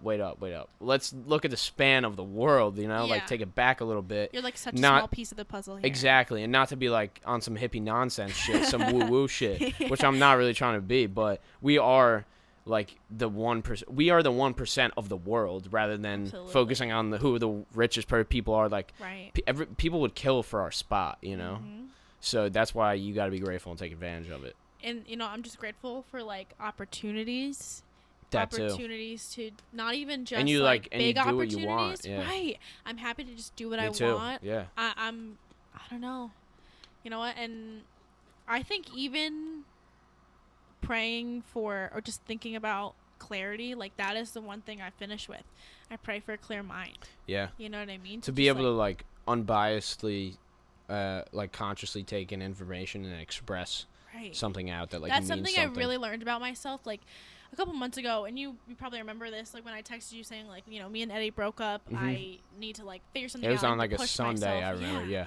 And through that time, like we're back together now, but through that time, I really learned like I'm forcing things too much. I'm Yeah. forcing myself to do too much, forcing him to do too much, forcing other people to do what I want them to do, and in it And all, also making a lot of decisions. right? And in it all, you were saying that the other day, like you make decisions every day, and like in it all, I was just making everything such like a straight line, where if I just could sit back and understand what I wanted, have a clear mind, have a clear heart. Just like, I don't pray for one thing to happen. I don't hope for one thing to not happen. You know, like, I'm cool with it all, but if I have a decision in front of me and I have the clarity to understand what I'm in front of, then, like, I'm good. Yeah, and it doesn't have to be linear like that. Like, it doesn't have to be this and then this and this. Like, Stephen King said it best for me. I love this quote. First there's a mountain, then there's no mountain, then there is. Like, that's all. That's like creativity, right? Like, first it's all there, then you're like, fuck, it's gone. I can't write anything, and then it's back. You know. Yeah. So that's kind of how life is too. Like, you're at the top, and then you're at the bottom, and it's like it's always gonna be a wave. You know. Right. It's always gonna be. Ride it's the not wave. just gonna be like this one line, this straight line. You know. It's always gonna be like an up and a down and up and a down. And so that makes a lot of sense. And I remember when you texted me that too, and I was like, oh, but I was like, I know Jenna, you know, like Jenna's gonna just figure it out, you know. And that probably made you realize like a lot of things about yourself too. It did. And like some new realizations. Like I wasn't challenging myself enough, and I was selling myself a little bit short. Yeah, the decisions thing too. It's like it gets everybody, and we shouldn't be in a position right now where we have to make thousands of decisions, you know. Really, we're pretty young. Like we should really just be able to do what we want. I feel like community college like gave me that, and if anybody is considering community college listening to this, do it. Yeah, it makes you become college. a person, a real person, because you don't have anybody else. You only have yourself, so you have to build your personality. Because if you can only hang out with yourself, you have to really like yourself, you know, or you're you fucked. have to learn how to. Yeah, you either love yourself or you hate yourself. Then, you know. And I definitely went through the hating myself part. Me too. In the beginning, I honestly was like, I remember like the first like 2 weeks. I was like, fuck, I'm fucked. Like, I really, I literally made the wrong decision. I didn't do what everybody else did. Like, I'm not going to have a good time. And like, I had a great time by myself, you know? So, and I made so much, you know, and I changed so much, and I learned so much in and outside of school. I had great professors. I had great books that I read, and all these things like compile. Like, it's pretty much always going to work out, you know? So my character development has like been exponential. Yeah, me too. Amazing. Yeah, you know, especially the last year. I'm not done. I'm not perfect, but like I think the first year of college for me was like a huge character development time. Me too. Because in high school, I didn't give a rat's ass about my grades. I was just fucking hanging around. I was just hanging out the entire time. I just hung out. I didn't care about school. I didn't care about learning. Me either. I have a goal to learn something new every day now. Me too. I read every day. You know, I have a pretty decent GPA now. I'm pretty proud of that. Yep. And same here. I'm just living myself, it. You know what I mean? Me too. Yeah. That's I think that's the best way to, because if you're not proud of yourself, then I feel like then what are you doing, you know? Then what are you doing that's making you not proud? So, and then take those things that are making you not proud and then flip them or like analyze them and say, oh, well, then what could I do differently? Like, you should want to be proud of the things that you do. You know, like, I'm proud of this podcast. I don't have to do anything. I just sit here and click record. Yeah. But I'm still proud of it, you know? Because you're creating something. Yeah, exactly. And music or whatever it is, like, you know? One thing that community college gave me was like creative freedom. You know, like I didn't have all these loans I'm taking out. I don't have anybody to make happy. Yeah, I'm just making myself happy. I'm just doing it for me. I'm not doing it for my parents. I'm not. And this is something else you had on a Monday Thoughts kind of thing, like doing college for someone else, which like 90% of people are, which is crazy. And had I gone away somewhere and I'd be stuck somewhere else, I would have felt trapped. We don't know. See, we're in this like limbo mode now where none of our friends are out yet. Right. But once they're out, ooh man, like there's gonna be some people that we're gonna see are gonna say, what the fuck did I just do, you know? Where maybe they went for their parents, but their parents couldn't help pay for the whole thing, or they got loans, but they only got loans for half. And like now, and not everybody's gonna get, like, most people are gonna get a job probably. We live in a good, you know, if the economy doesn't crash, well right now, it's doing pretty good, like you could go into it. But some people aren't, you know. Some people are gonna regret their decision to get their psychology degrees and their communications degrees. Nothing against it, you know, but they're going to say, oh man, did I really is it one big party, you know? And what did I really learn? Like we were forced to work on ourselves, you know? Exactly. You could go to community college and not work on yourself. Like you could still be in a town there's definitely people that don't do that. Yeah, but I didn't even have a choice. Like, yeah, I had to. Yeah. You know what I mean? Neither like, of us did. I felt like I lost a lot of friends at that time. I felt like I we can wrap it up whenever you're ready. No, I thought the phone fell, but I realized it turned off. Yeah, continue. But yeah, I lost a lot of friends at that time. I wasn't sure where I was going with my career. School was really hard, and I just needed to like step up my game. Yeah. You know what I mean? Like, and I had to do that, or I would have just been really sad all the time. Me too. That's kind of that. After that first 2 weeks, I was pretty sad. Yeah. And then I realized, oh man, I got this like side shit that I can do. You know, like I made an EP. Multi-passionate. Yeah, exactly, multi-passionate. I made an EP. I actually realized why I made it too, and I made that EP to see if I was gonna do something after it. You know, like I released like 7 tracks and I worked on them for a while to see if I would make something else. Because I told myself, I could really get this laptop and get this program and start making beats, and it all was a lot. But I just did it one step at a time. I just made the EP. Okay, now I got 7 songs under my belt. Buy the laptop. Now I got a laptop. I don't have any excuse. Now I got a program. Bought the program. Now I don't have any more excuse. Nobody cares. Yeah. Work harder. Exactly. Nobody cares. Work harder. Yeah. So that's all I did. And then I realized, I have this music thing I could just go to every night to relax. And I got a couple people I can hang out with on the weekends. And that's really cool with me. I got a good job. I get a job I can't complain about that I don't mind going to every day. Like, my boss is my best friend. I'm the only employee. Like, damn, I'm really living the life, you know? So, and going to my classes and just getting shit done. But I think that we're both in a good position. Yeah. We're both really alike, too, which is good. Yeah. And we vibe really well in the conversation. We have, like, similar energy. Maybe we have a different way of going about things, or, like... Oh, naturally, yeah. Or what we believe in, maybe. But sure. But it doesn't change anything. At the end of the day, like, we have that respect for each other. Yep. That is really important, I think. Yeah, and we always know, like, we never have to worry about each other. Like, I feel like we could do this podcast in 10 years and we'll be completely fine. The same. Yeah. Yeah. And there's so many people in high school that I was really good friends with, and I would sit down in front of this table with them and just be like, I don't know you. Yeah, like, what's happening with you now? Yeah. Like, what do you even like? Like, what's your thing? I'll get them up here. Not everybody comes up here, but I'll get them. It would honestly be kind of cool to have, like, not everybody, but, like, some people to just kind of... see where the conversation I gotta do it a little bit for the town, just, you know, and for the people in the beginning. I feel like before I branch out, you know. Oh yeah. Yeah, I have to. I'm kind of, you know, some people ask to be on, and some people I just know I want them on. So it's kind of me playing this kind of role, like I'm playing God with the podcast, you know. It's like, do I really want you to have a voice? But how much of a 50 views, whatever. Yeah. So I don't know. I'm kind of just figuring it out as I go and trying to get a lot better at conversation, you know. Yeah, this conversation has been real easy. You know? Yeah, simple. No, nothing, no heavy, sweat, you know. Yeah. You just go. You just do it. Yeah, but that was the whole point, you know. Yeah, and everyone, you know, as I've like been, you know, catching up with people and stuff, I've just seen, like, everyone struggles with shit. Everyone has kind of their own path that they've taken with college. Maybe they're not going back quite. After 2 years, yeah, that's good. We realize that. It's like kind of a pivotal part, and that's another thing I've learned at community college. Maybe I would have at a 4-year school too, but, like, you can pivot at any time. Pivoting is pivotal for your life. Like, you know what I mean? Like, shout out Chris Miller. He dropped out. Yeah. You know what I mean? Like, he's done. Whether he goes back or not doesn't matter. He's pivoting. But to see my best friend drop out, that made me go, oh, man. Like, people can just make their own decisions, you know? Yeah. It's not like when we were in high school and, hey, where are you going to go?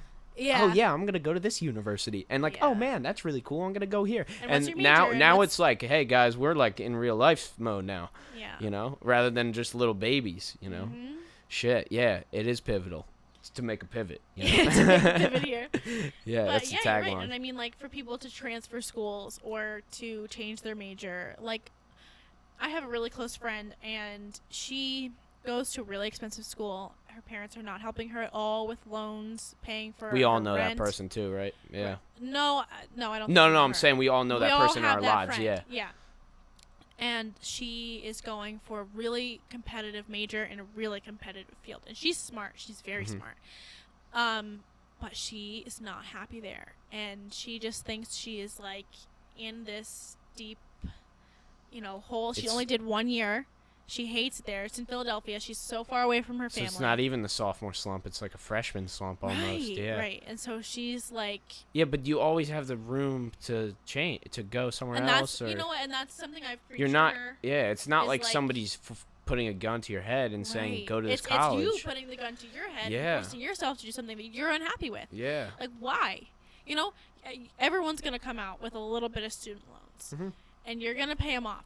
So if you waste a little bit of money here, at least you learn something. That's from why, oh man, that's why I don't regret community college, right? Because like Money, we just, yeah. money, and we got to just try shit. Like I got to just Right. try all these different classes, and I went into like I switched my major to business management without ever taking a business class, and then I take one semester of business. I go, oh, this is really cool. You know, I Yeah. really like this. And you so really didn't waste a whole lot of time or money no, doing it. I mean I'm not in debt from it. You know, Right. so yeah, so I can't complain. But like, if you put yourself in the situation where you go to that expensive school and you have that expensive major, like if you have any doubt, you should never do it, you know. And like, but she should change. She should do something different, you I know. know. And But it's she- easy she to ebbs play and devil's flows, advocate, right. you know? She ebbs and flows with, is this really what I want? Is it not what I want? You know what I mean? And I think she just, and I think everyone just needs to understand, like, you can really at any time, like, pivot. Like, there was this one, I do want to find out because I want to read the whole thing, so I'm going to, like, hop on my Twitter here for a second. Go for it. But, I'm not on Twitter, so you it- gotta fill me in. you're not? I mean, I'm on Twitter, but I don't go on it it's not anymore. It's not your main social media outlet. No, I've But- been here it is. slimming down on them actually. On the So it says, what we have to remember is that we can still do anything. We can change our minds. We can start over. The notion that it's too late to do anything is comical. It's hilarious. We can't. We must not lose the sense of possibility because in the end, it's all we have. yeah, that's True. true. Yeah, that's all we have is. If you're not is happy in the options. relationship that you're in, change it. If you're not happy in the career path that you're in, change it. Mhm. If you're not happy with the friend group that you have, change it. You're the average of your 5 closest friends. right. So if you got a fucking loser friend, drop that motherfucker yeah. because he be nice sucks. about it. Be nice about it. Don't break somebody. No, yeah, no, But but drop drop them. him, yeah, Drop but them. drop him. You know, Yeah. just kind of phase If them it's out. better for Just you, phase them out a little bit. Right. You don't gotta be like, yo, your life sucks. Get out of here. Like Right. you can just kind of fade them out. Stop answering the like, Right. you know, whatever it and may honestly, be. like However I you want in to a do it. way, I did that. You know, maybe not all my decision in the beginning, but you know, without being over, like saying something to someone, like telling them how I felt, I kind of just like removed that situation from my Yeah, life. not to cut your point off, but I think my friends, I keep a pretty tight circle, but I have a ton of friends. You know, like Right. I know a lot of people, but people understand my time. Like even my friends understand my time. I understand their time too. You know, but when I go, I gotta, sorry, I'm working on a song, or Yeah. sorry, I have a podcast to do. They just, they know that Time this is is what so I'm doing. valuable. Yeah, When someone and gives I can't. you their time, you know that they value you. And Yep. if I'm gonna give my precious time to someone I don't value, Yeah. why? And I get messages all the time like, hey, man, I've been rapping a little bit. I'll send you some stuff. All right, send it over. Okay, I read it. Okay, what do you want me to do? Yeah. Like, I don't know. Like, it's good. Like, maybe it's good. I tell them it's good. Yeah. You know, but I don't know what I'm here for. Like, I'm not Validation? sending my verses, Yeah. you know? Like, I send them to my producer so he could tell me what to fix for the mix, you know? Yeah. But I'm paying this guy. Right. You know? I'm paying my producer to produce music. Mm-hmm. So, like, it makes sense. Always reach out, you know? Always send the message. That's what I'm saying, though. I'm trying to instill, like, always send that DM, but don't expect anything. Like, you can never Right. expect anything from anybody. Right. Maybe they'll care, maybe they won't. Like, Right. I was talking, like I said to you, like, some people I reach out, they tell me they're going to come on, then they're not going to come on. You know, but I'm not going to, that's it. You get one message. That's all you get from me is, here you go, here's the time, yes or no. That's all you get. Yeah. You're not going to get a second time, you know? You're not gonna screw around. That's it, yeah. I'm not, it's just time, you know? Time is money out here. Time is podcasts out here. Time is I'm not making money with the podcast, but the podcast industry is a $314 million industry now. know. Yeah. Do and you it listen grows. to the Sofa King podcast? No. You should. It's like all about conspiracy theories. Since I drive so much, I listen to a lot of okay. podcasts. Cool. What's that? Yeah, Oh, Sofa King. And I don't know why this popped in my head and I felt the need to say it, but they're sponsored by a hot sauce. And my brother and I listen to this podcast together a lot, and I bought like a bunch of their hot sauces because they were like this. They sponsored the Sofa King podcast. That you know what I mean? makes Like, so how much cool. sense. Yeah. I'm trying to get like Nikush came on. He has a clothing brand, so he'll probably be the first sponsor. Yeah. But then after that, I'm trying to get some weird shit like that. Like that's the shit that works because it's not like they're trying to sell you some weird gadget. Or, like it's just hot sauce. It's like was it good? Sauce. Yeah. Yeah, it's really good. So Yeah. that makes sense. Oh, that's good. I'm gonna probably check that at that podcast, but I gotta start getting some sponsors out Biggie here. Smalls, like when the notorious B.I.G. was murdered, and that's a good story. You know what too. a really cool one is? Oh God, why can't I think of the name? The De Beers. It's the Rothschild family. Do you know anything about the Rothschild family? Yeah, like the Illuminati. A little bit, yeah. So just like the YouTube videos on it. Right. Yeah. So like as a recap, just whoever listening, the Rothschild family is like what the Illuminati is like modeled after. Uh-huh. So the Rothschild family started in Europe and strategically married off their children so that they basically control all of the money in the world. And so like they will or will not invest like in they this. own like a certain % of all the money, right? Right, exactly. So the De Beers family owns the diamond trade. The Rothschild family owns the De Beers. So yeah, so that's like kind of the weight of it, and it goes into some cool things about like World War I, World War II, and how they will strategically invest and like give leverage money to themselves. leverage a certain country. So like the wars it's geopolitical, won, right? Yeah, because of this. That's crazy, and like just from one family's money. Yeah, and how that can change the political and geopolitical structure of an entire world or nation.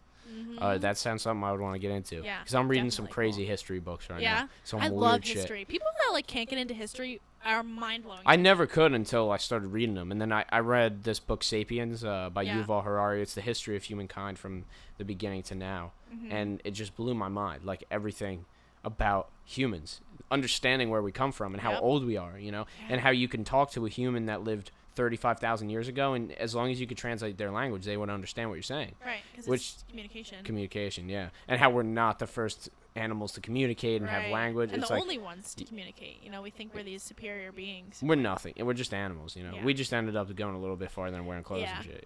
Wearing clothes. Going to shopping at fucking Bonton and driving race cars, Yeah, right. Oh, exactly. Man, that's the truth. We're a little advanced, but we're not the only ones to communicate, Dolphins got crazy minds, and we can't, Pigs are so smart. Turtles. Yeah, I almost ran over a turtle the other day. Like, not to get on this like sad tangent. I feel like it's just a turtle. It's one turtle. No, I'm such an animal person though. I know. I love turtles. I got nothing against them. I mean, I feel like that's almost like hitting a deer, though. How many? I know, since we see turtles less. That night if I hit a deer.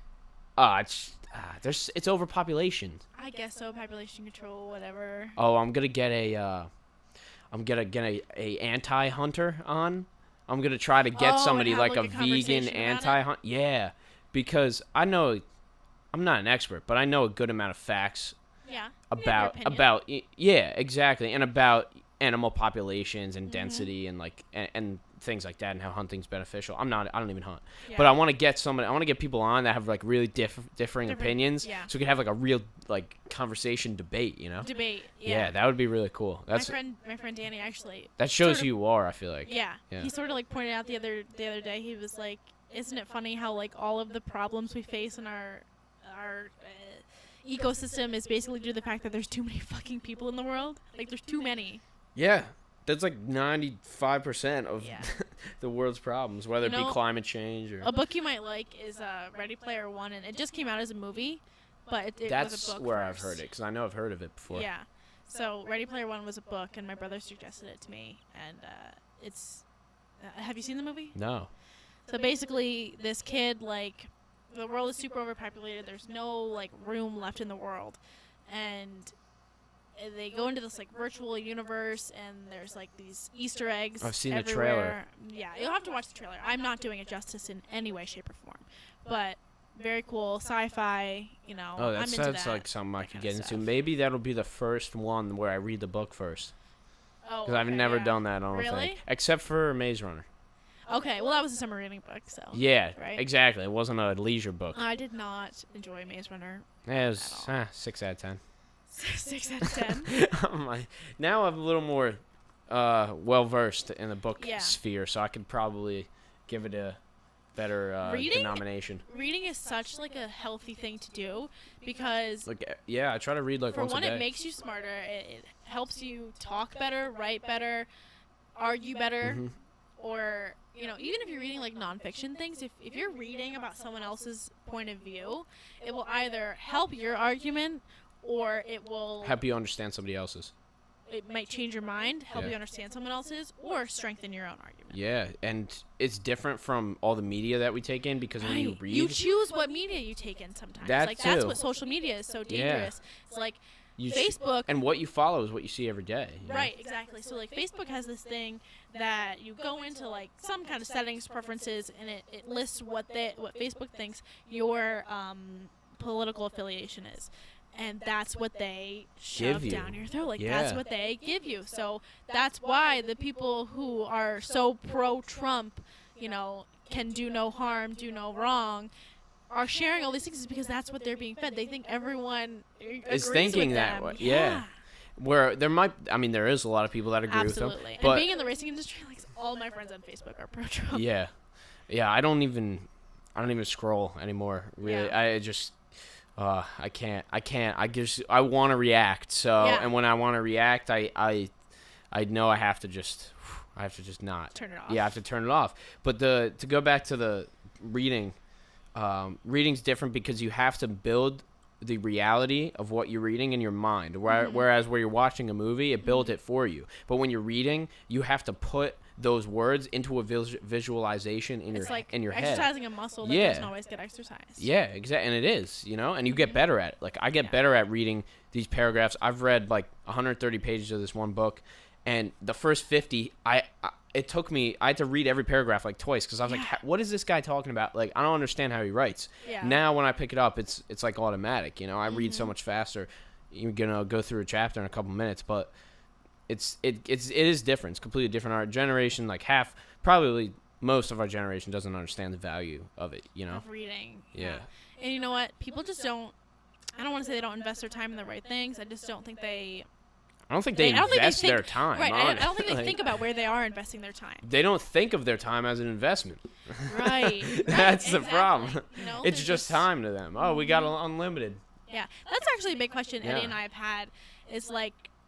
I don't want to say that he's lazy in any way. He works really hard, but when it came to just like going on a walk, his mindset was always like, we have our whole lives to go do fun things. You know what I mean? And I'm just like, well, Really, why not? though? Right. Yeah, but we don't- Not anymore. Yeah. We worked through that, and now he's like, you want to go on a walk? So like we walk all the time. Yeah. We listen to music and we read. But you things don't have together your and whole life we- to be young, though. So it's right. like a walk But when you're do you young really- is different than a walk Well, when you're old. when you're Yeah. 90, yeah. But when people say like live while you're young, like I agree with that, but I'm also pretty sure I'm gonna be having fun when I'm 50. I think the earlier you start, the better off you are later. Right. So if Yeah. you make the moves and make the decisions, you do the right things now. Sets Later, you up when for you that. when you set it up, you're gonna say, "Oh, this is what I wanted," Right. And rather than just sometimes fucking people- whatever. you right. know? Sometimes people have such extremes where they're like, live now and don't plan for the future, and then other people are like, don't have fun now, like plan for the future. Yeah. Like you got to be ready for the future, you got to be prepared. And it's kind of like, well, not having any kind of goals or aspirations, what kind of fulfillment are you getting out of what you're doing? Yeah. And then only working for a future goal is a little bit shallow because it's like, where's the enjoyment in your life now? Like you could die tomorrow. Or you can just enjoy working on your goal, but Right. Yeah. I think like the Miley Cyrus song, it's the climb. Like Yeah. it's literally about the yeah, journey. I was telling it is about the journey, and I was telling the previous guest, I think we were talking about that, and I was like, you can do whatever you want, and if you're not working on like a goal or something, just don't complain that you're not getting it. Right. Just don't complain that if you're not posting on social media that you're not getting any following or any likes. Like that, you just can't complain about what you're not working towards. So that's the thing. Like I'm always about the side hustles. Like I don't fucking watch Netflix. Like I don't. Like I watch like an episode or two and I say, damn, I'm kind of bored. I'm gonna do something else. I'm kind of weird. Like so, but then I don't complain Mm-hmm. if my music doesn't get played, like that means just my music's not that good or something, Right. So because I took all the hours to work on it. That reminds me of another quote. Like that you can't goes- just watch Netflix all day and then expect Some people do though. to fucking Some expect to people do. get anywhere other than your 9 to 5 job. And or they whatever. wonder why they're not happy though. Yeah. That reminds me of actually two things. One, something that came up on my time hop like yesterday or this morning it might have been, and it was like the dream comes free, the hustle is sold separately. Like how true. Yeah, you're right. Yeah, because the dream is so powerful and glamorous, because it's Right. the end of the tunnel, Mm-hmm. and you get to see the pedestal. That's But you something never I've get to learned. see the iceberg that's on, that picture with the iceberg underneath? Yeah, you never get to That's see something that. I've learned in like the last year is to just be really happy with learning the ropes and like paying your dues Yeah. and getting there. Like, and this kind of brings me to the other thing that reminded me of my cousin Adam, who just graduated from Rutgers, actually reminds me of you in a lot of ways. He's just very Good school. multi-passionate. Yeah. Yeah. And he put a poll on his Instagram and it said, would you rather be constantly challenged or perfectly comfortable with your life? And at first I was like, oh, of course, challenged. Like, look at me. I love to be challenged. Yeah, Whatever. I love challenges. I love change. Right. But at the same time, like, why can't you have both? Yeah. Why can't you be comfortable with the challenge? With being challenged. Yeah, Right. that makes a lot more I sense. have found so much comfort in chaos Yeah. and so much comfort in challenge. Maybe not comfort, but happiness in the challenge. Yeah. Like Embracing it. Right. kinda, yeah. I embrace the challenge, but like I'm cool with it. You know what I Yeah. mean? Like I don't need to. I feel like sometimes people see a challenge as like being unhappy with where you're at and working towards something better. Like always be bettering yourself, but at the same time, enjoy the challenge that is and in they front of like you. to do it. They never do it one thing at a time either. I'm not to generalize. Like when I say they, I mean whoever is under this guy. Under this, yeah. Yeah. But people like to do like a New Year's resolution where they go, I'm going to get fit, I'm going to read, I'm going to learn, I'm going to do all these, this, a list. They make like a list. Yeah. You should just don't even start the next day. You should just have a month goal for January and then a month Small goal, goals. small goals. And one thing at a time. Like if you want to get your diet right, get your breakfast right. Okay? Yeah. Let's get your breakfast right. I can do that. Move I'll on from make there. my eggs. Okay, I made 3 eggs and oats. All right, you got your breakfast right. It's so Let's do overwhelming lunch. when you have this big mountain in front of you and you don't Yeah. know where to start, and then you end up never doing it. And that's Yeah, why exactly. they don't Or you work do it out. for like a week and then you're like, oh, this is too exhausting, Or you make excuses or whatever. Like that's all I did for my diet. I always said, am I ever gonna have like a good diet? And I was like, I'll probably feel better, but I'm young. I have a good metabolism. Yeah, Good right. metabolism. I don't have to care. Am I ever gonna have a good diet? And then I said, yeah, I should try it at least. So I just got my breakfast right. All right, how am I gonna change my breakfast? No carbs. All right, so I'm not really doing any carbs in the breakfast. So then I changed that. I do that same breakfast every day. Eat it every single day. And then I do lunch. All right, how am I gonna do lunch? Am I really gonna eat good for lunch? I'm just gonna go get a slice of pizza. No, I'm gonna change it now. And then I've been doing it ever since. I just prep my meals on Sunday. Yeah. And then after that, it's like it's just easy now. Yeah, I respect that though. The small goals turn into the big goals. Yeah, and but then you always gotta start one step at a time. right. Absolutely. Can't and do everything that's- at once. And when people talk about the dream, they talk about this glamorous life, moving here, being with this person, having this Yeah. house, having this or that. I don't this know kind of anything. car. Like you can't really like quote me on anything I said. Like, but I wouldn't take it. I'll take it with a grain of salt. Everything I say, pretty Yeah. much. Because like I don't really know. I don't have all the answers. But Right. You may and people want always these have things. But people always have that view, that dream They're thing. like not happy until they get there. Yeah, and then Know they what I and mean? then trust me, if you get there, you're not happy either. Right. Because you were unhappy this whole time, and now you're just kind of like used to being unhappy, and then you're only find happiness if you're And constantly you'll being only challenged. find something else to be unhappy about. It's Right. It's always easy to do that. It's Exactly. always easy to count up the shitty things. That's another thing that I do with my Yeah. praying and meditation is I talk about the good things. Not that I ignore the bad things, Yeah. but like remind yourself to appreciate the good things. And there's 'Cause so you many things that forget go on every day that we take for granted. Like your car started. Yeah. You didn't get hit by a car. You didn't You woke die. up this morning. Your family members didn't die. Your Right. family members didn't get in a car accident. Like you went to work. You got paid. Nothing happened at work. You got home. Like your tire still didn't fall off. Like Yeah. like all check these that little off the list, things. you're good. Yeah, and like every single day, you know, people do the same things we do, and they you know, and things end up happening, you know. So I think So you learn just to appreciate what's, you know, and what going you on. have too. Just Right. really just all that you have. Just appreciate all that. That's why I do this, and like I don't really know what else to do. Like people ask me, you know, what's happening with the music or whatever. It's like I don't know what else to do, so I just make it. You know, Right. I You're don't. just doing it. It just feels right. So Whatever feels right, and that's yeah, for me. In the last like year, that's been the biggest character development, is like just being happy with where you're Yeah. at, but still working towards, you know, and the just do dream. what feels right all the time. You know, Right. like why wouldn't you just do what go like like another cliche, go with your gut. That hasn't been more true in my life than other than this last like year or two, because I never really did much, you know. Like I always did something. Like I did school or sports or whatever, making like YouTube videos. Yeah. But I never said to myself, I'm gonna be this famous YouTuber, or I'm gonna be this famous rapper, or I'm gonna be. I just do it. I just do it because I enjoy doing it. I'm not gonna be, you know, this famous podcast. Maybe one day, but if I just start now, like it's a better chance, you gotta and play to win, and you it know feels what I good mean? now, yeah, and Right. I'm doing good now. You have to So start somewhere. yeah, you got to play to win, yeah, as well, and just it's gradual, I think. That's what I tell myself every time I buy a $10 lottery ticket. Hey, And you then got to play to win. Yeah, you gotta play to win.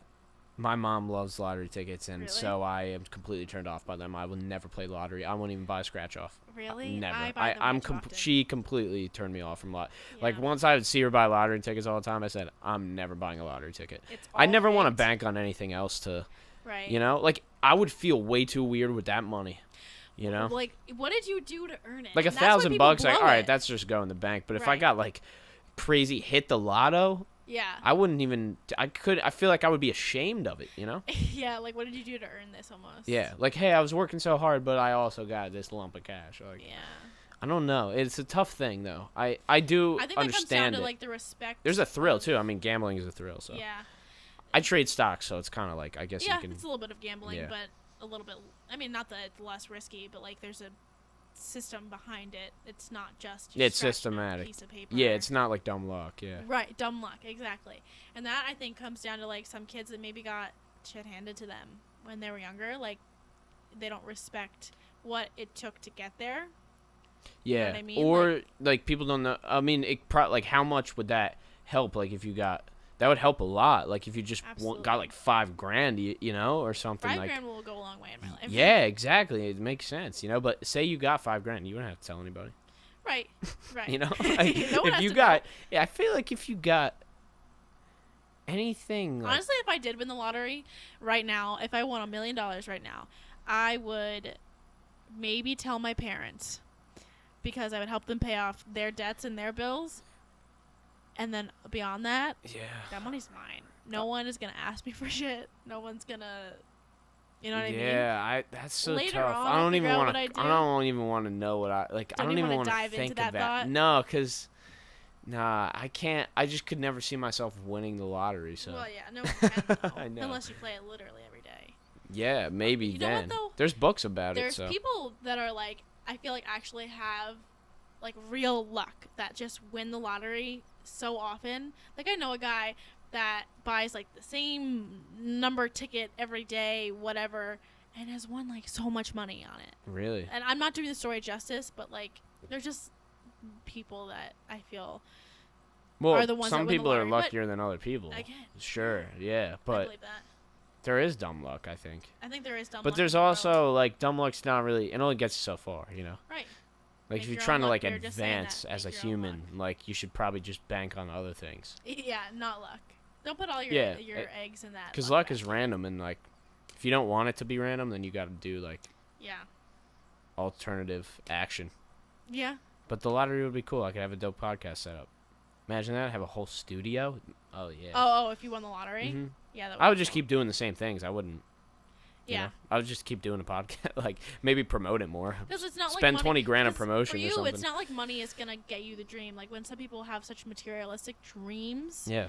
it's the house, the car, the I picket could fence, the spend 2.5 all the kids. money I have. Like I have like, you know, I have savings and It's not stuff. gonna make know? you a better yeah, rapper, like though. I could. Yeah, exactly. And I could spend money on more things, but It's not gonna make you a better businessman. It's not Yeah. gonna make you a better rapper. Does- it's not does gonna, Yeah, exactly. It's not gonna make me You can better at invest anything. in things It's that probably help you better with that that. yeah, exactly, and just like try to learn how to make your money work for you as well. Yep. You know, which is all in the. That's when they say like money doesn't buy happiness. Like yeah, money buys things that might make you happy, but like Yeah, but it only makes you happy when you're on the boat or you're on the motorcycle or you're in the car. It doesn't make you happy when you're yelling at your wife or something, you know? yeah. So at But the same even- time, I or you're don't- trying to it might fix not your even relationship make you happy or when trying you're to, on the boat because yeah. when people have worked 10 years to get that boat. And then, yeah, true. You And know, then there's that other people boat on the is boat, and there. there's one guy you don't like on the boat. It's like, you got a fucking That yacht, guy but you you hate this on the guy. boat, Yeah, like he's ruining the whole ride. Like, the whole time. but I'm no, because if you just watch Housewives, you know multimillionaires are not We're happy. not happy. So fucking boom. This That's it. problem That's all you gotta know, solved. world. The housewives are unhappy, and they're gonna take all your money when you guys get a divorce. So. It's true. Yeah. So, females got that position. I feel like they could just A little bit. We have a little bit. a of little leverage. leverage. In that way. Yeah. In this society, it got a little worse than it was back in the Yeah. old days. You know, women are such an anomaly though, and I was thinking about this today because, so one of the racing series I work for is USAC East Coast, United States Auto Club East Coast Sprint Cars, and last night the national tour, Eastern Storm is like the national tour, and so they were in Bridgeport last night. We were at the track, and my friend Morgan, who is the trophy girl for the East Coast series, decided to make an appearance for the national series. And in the 80s and 90s, the trophy girl wore a bikini in victory lane. Oh, I saw the article about the F1 cars about that. I didn't see it. You'll have to send it to me. F1 has no bikini girls anymore. Oh, okay, yeah, I did see that actually. I think it wasn't it like Monster or something too, some kind of arena cross maybe. I don't know. Maybe it was F1. I don't know. But this girl in particular. But they have the grid girls are no longer dressed in scandalous attire, whatever it may be. But in the 80s and 90s, that's what they wore. Yeah. And women were sexualized in that way, and you love it or you hate it. You know, you hate like, don't sexualize women in that way. Don't. Yeah. You know, they're not just a toy, whatever. Yep. I personally think it's awesome because women are powerhouses. Women are smart. Women are fierce, and they're also really sexy. Like women are hot. And they, you know what I mean? well, Everybody obviously, loves boobs. Everybody True. loves boobs. Yeah. If you hate boobs, I'm sorry, you're a communist. Like you're yeah. not. Who the fuck are you if you Yeah. hate them? No, everybody does. And like you should be able to appreciate. I think each side of the Right. table can appreciate the whole thing, you know? Right. Like, why are you just taking away that? Like, you know, that Right, portion. like, that's why women It's to me are so cool. sexualization and all that. Like, Right. But that's why women just, are so what about cool to me. tradition, you know? And, like, it's just their body. Like, if they're cool with it, why aren't Right. you? Like, that's They're making why a I love living it. doing it. Like, Morgan especially, she is such a knowledgeable woman in racing. She drives race cars, too. And then she can, step out in victory lane in a bikini and look hot as hell. Mm-hmm. Like, the fact that women can do all of these things. Yeah. Like, I don't want to say that they're superior to men, but I think in that way, the fact that they can do all of these things, like, be the boss. I mean, guys aren't out there on the side, right? Right. There's no They're grid not- guys. There's you no know? grid guys. Like, women are so So, sexy. I'll give you and that. they're so smart. Yeah. And they put it together and, like, out comes, like, a fierce-ass woman. Yeah, and, true. I like- mean, what's that one quote oh man, I always butcher it. Something about like some kind of girl like scares a boy or like intimidates a man or something. I don't know. You have to find it. Yeah, I'll have to find it. Oh, like a girl, I don't know. Oh yeah, like women intimidate. I don't know. It's something about that. Like something about the difference between a girl and like a woman. Yeah. And how one like intimidates like a Yeah. woman intimidates a man rather than Mhm. yeah, or something like that. Yeah. But that's kind of backs up your point. Like I said, I fucking butchered the thing. I need to get it. Yeah. I need to write it The down. point so. would have been stronger had you known it. But It that's would, okay. Jen. That's okay, though. But, I mean, our point, my point is, I think, completely agree finished with your point. the fact that women are such, I don't know. I was actually asked to write a column on it for the next issue of the magazine. And I've been, going back and forth with what I want to say, how I want to go with my point. And I think, like, that's going to be the basis of it as, like, women are so cool. Like, women can shake their ass and be sexy as hell. Make money. And in the same breath, be smart and be the boss. And then the same breath, drive a race car. And the same breath, drive a race car. And the same breath, be a mother, be a daughter, be all of these things. I think women are fucking awesome. I don't think you know the what I thing, mean? like, I don't think anybody's like, I don't know if anybody really argue on that. Right. You know, like, I feel like you have like that's a great point to make. Like that's not something that I would bring up, you know, like willy nilly. But like, I think for the most part, people are pretty understanding of like the women's. Some people are so hard set on their ways, like women, like don't sexualize women like that. Yeah. But, like, why not? Oh, did you see it's just the human body? Like what is it, like the Miss America or something? Like no more bikinis. Yeah. Mhm. What the fuck? Right? Like, Their you know where your viewership is? The fucking hole, bud. Yeah. In the ground. Yeah. It's nothing anymore. I didn't watch it anyway, but I'm really not gonna watch it now. I disagree with you to an extent, just because like I appreciated the bikinis because these women, you know, they were philanthropists, they were talented, they were beautiful, and they worked on their bodies. And they work on their body. Yeah, they spend time. Yeah. Right, exactly. So just take it all away. While they're a sexual being, they're also an intellectual and a philanthropist and a woman. Yeah. And she's hot as hell. So. Yeah, but that wasn't, I guess, not the point of the whole. I mean, maybe it was. It's like not the point of questions the are kind of like, I feel like they're almost like a joke they're a to little us. shallow. Yeah. Yeah. I mean, some of the women. The whole thing could be revamped if they really wanted to bit. make it about the entirety of women's aspirations. You know? Right. I think that a lot of it can be redone, but just cutting out the bikini portion is just a little wild. It seems to weird. Me. Like, seems weird. Why start there? Yeah. Why was that? You know. Well, because that's the the most sexualized. Because what 1% of the people complained? Like, yeah. What are we supposed to? That's again something that comes up all the time. Is defining the rule because of a minority group? Like that's a bad way to define it. But I don't look like those. The women. exception defining the rule. That's what it is. Know, yeah. I don't look like those women, but I also know that. But you don't have a problem with them doing what they do. No, I don't. Yeah. I don't work on my body like they do. You know what I mean? Like they work their asses off to get in shape like that. Literally, yeah. Like if that's what a population of the human psyche wants to do, likes, you know, that's what they find attractive, then fine. You know what I mean? Like, let them have that. Just, you know, some people like bigger women, and that's also fine. They ask you questions in bodybuilding, too. Like, they get, you know, like, there's bodybuilding competitions where they ask you questions like that. Yeah. Like, not all of them, but certain ones. There are some where it's not, I don't know if it's a factor of the judgment, you know, but and there's performances as well, you know? So that's like another aspect of it. Like, about like performance stuff, you mean? Yeah, like this one guy is really famous. His name's Kai Green. He's a dancer as well, but he's like his arms are fucking trunks, you know. But he's crazy at dance. He's like he was in Stranger Things, I think, for like an episode. Okay. Yeah, like so he's kind of like popping now. He's like really popular, but yeah, there's like I don't know. People got different sides to it. Human beings are just so cool. Where like that's what confuses me when people are like, well, don't sexualize people, but like we are such sexual beings. But before, I mean, we just had a little cloth, you know. Right. And then the girls never had shirts on. You know. Why did we stop that? Why did we? Yeah, it's just natural. It's just your body. Like you gotta live with it, you know. And if you don't like it, then you can just change it. And all these competitions are, you know, they're about the body. They're about the human body, but they're also about, you know, what humans are capable of. Yeah, and completely like especially.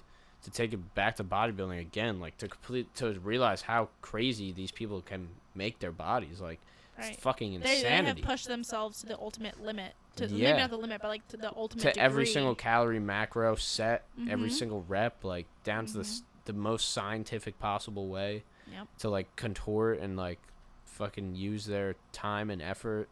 You know, when they have a full-time job. Fucking crazy shit. I absolutely respect it. If that's where they invest their time, like they have pushed themselves to be the best that they can be in that facet of their life. Yeah, and the basis of this really is they should just bring the bikinis back is what I'm saying. Bring the bikinis back, and that's like, you know, that's why we did it. Like, make Victory Lane great again. Like, we chose Morgan as our trophy girl because she's not just some... sexy She's not woman. just a body. She's not just a body. She is a race car driver. She is the daughter of a race car driver. But if she speaks, like, you understand, like, if she starts talking... She is knowledgeable about her race car. She's knowledgeable about racing history, past, present, future. That's crazy, too. She has opinions, you know, and these are intelligent opinions. Like, she's not dumb. And she's also works on her body, and she's sexy. You know what I mean? Yeah, and so like, she has a whole ticket. Why can't we do it all? You know? Why not? Because half of 1% complain. That's why. Yeah, seriously. It's the exceptions. It's just defining the rule. Like, we just cover ourselves so much, and like, I don't know. Right? I mean, I'm just trying to wear a shirt anywhere. Anywhere. No shoes, no shirt, no problem. Yeah, that's what I'm saying. All the time, especially it's summertime. Yeah. And the living's easy, you know? It got really dark out. Fast. Yeah. The sun was like going down when I was driving here. I didn't have my sunglasses. It was in my eyes. You could just walk in and then walk out and it's dark. Yeah. But it's still light later out, so it's nice, you know? How wild, though, is it that, like, it's still not as hot as it's going to get and, like, we're almost into July? I feel like this is going to open a can of worms. It hit 100 yesterday. I know, but... Where we at? This might open a can of worms, and we don't... What are we, like, almost at 2 hours? Yeah. Really? It's awesome. Sorry. You're the first girl and the longest one yet. Yeah, well, that's we just awesome. talked about how I was long-winded, so... Hey, I don't got a problem with it. It's a podcast. But that's anyway, we won't delve into this too much. Maybe we'll it's do okay. an My episode computer 2. can handle it. Okay, maybe. good. I don't know. We'll see what happens. But anyway, I think that, and I am not a meteorologist or an astronomer or any of the above. Good thing to preface that. Yeah, we're going to preface that with, I'm a business major. I'm not a science major. Same. But just from watching weather patterns, it looks like our weather is, like, making, like, a shift. Like, it's still hot in November, and we're, like, in shorts in We only have 2 November. seasons now. Right, and that is where, like, global warming gets, it's climate change. Like, climate change. Oh, no, I mean, it is. I mean, if you... When people think global warming, they think, well, it's just going to be hot all the time. Like, no, it just means that we're going to have 2 Well, really there's global drastic cooling, seasons. too. That's the thing. And they surveyed 3,000 scientists, right? These are real scientists who would not... That are not just sitting on a podcast being a business major, like, that has an opinion. No, this is they're legitimate who would research not scientists, sacrifice their reputation right. on not on with a just lie. Bullshit, you know, bullshit, 3,000 scientists, like 2,950 of them believe in climate change. So what the fuck? So it's like the 50% of people that don't believe in, like, vaccinating their children. Yeah. Or not the 50%, the 50 people of that number that don't believe in vaccinations. Yeah, maybe a couple children have to die, but what if millions of children live? That's gonna open a whole other can of worms. Yeah, we really can't do it. We really can't. I feel like we have to go around. Yeah, we would have to do a round 2. Yeah, and we could just watch like the last 10 minutes of this one, and then we just we'll just write down these points that we like kind of got into. But, yeah. like, Sorry guys. Just go look up the article with the scientists though. It's interesting. I'll definitely check send it that to me. out. I'd love to read it. Yeah. It's all right. Sweet. Yeah. That was crazy. That was an hour and 55 minutes. 55 minutes again. Wild. 55 minutes later. Yeah, here we are. 55 minutes. Yeah, that's crazy, Jen. You got the longest episode, first girl on podcast. I love it. That is what's up. Yeah. I'm loving it too. I'm living. Really this is all I wanted to do. Mm-hmm. Yeah, and you just come on. We talked about me for like 10 minutes, and then the rest of it was just our conversation. Me and Brian did the same shit. I was like, all right, man, yeah, I'm going to talk about how you, like, in your business and everything. And never got to it. That's what I'm saying, though. That's what the podcast is about. It's all about conversation. Yep. You know, I want to have some people on to just explain their point of view. And then maybe some other people can relate. So I think that's what happened this time. I hope someone does relate. I hope. Have a good, solid conversation, too, about nothing else. I've no real, like, goal other than that, so. If one thing you take away from the last 10 minutes of this conversation is just women are great, and that's my point with. That's why Jenna is here. Yeah, and you know what? And I don't need to I don't feel like I need to say like no homo here. Like, I'm not like attracted to women, but I love women. I think you had great examples of that as well. Yeah. And since you're in the racing, you kind of have that being perspective a woman as well. in the racing industry is like weird. It's like like you were saying before, like a weird limbo kind of. Yeah, it's hard to get respect without.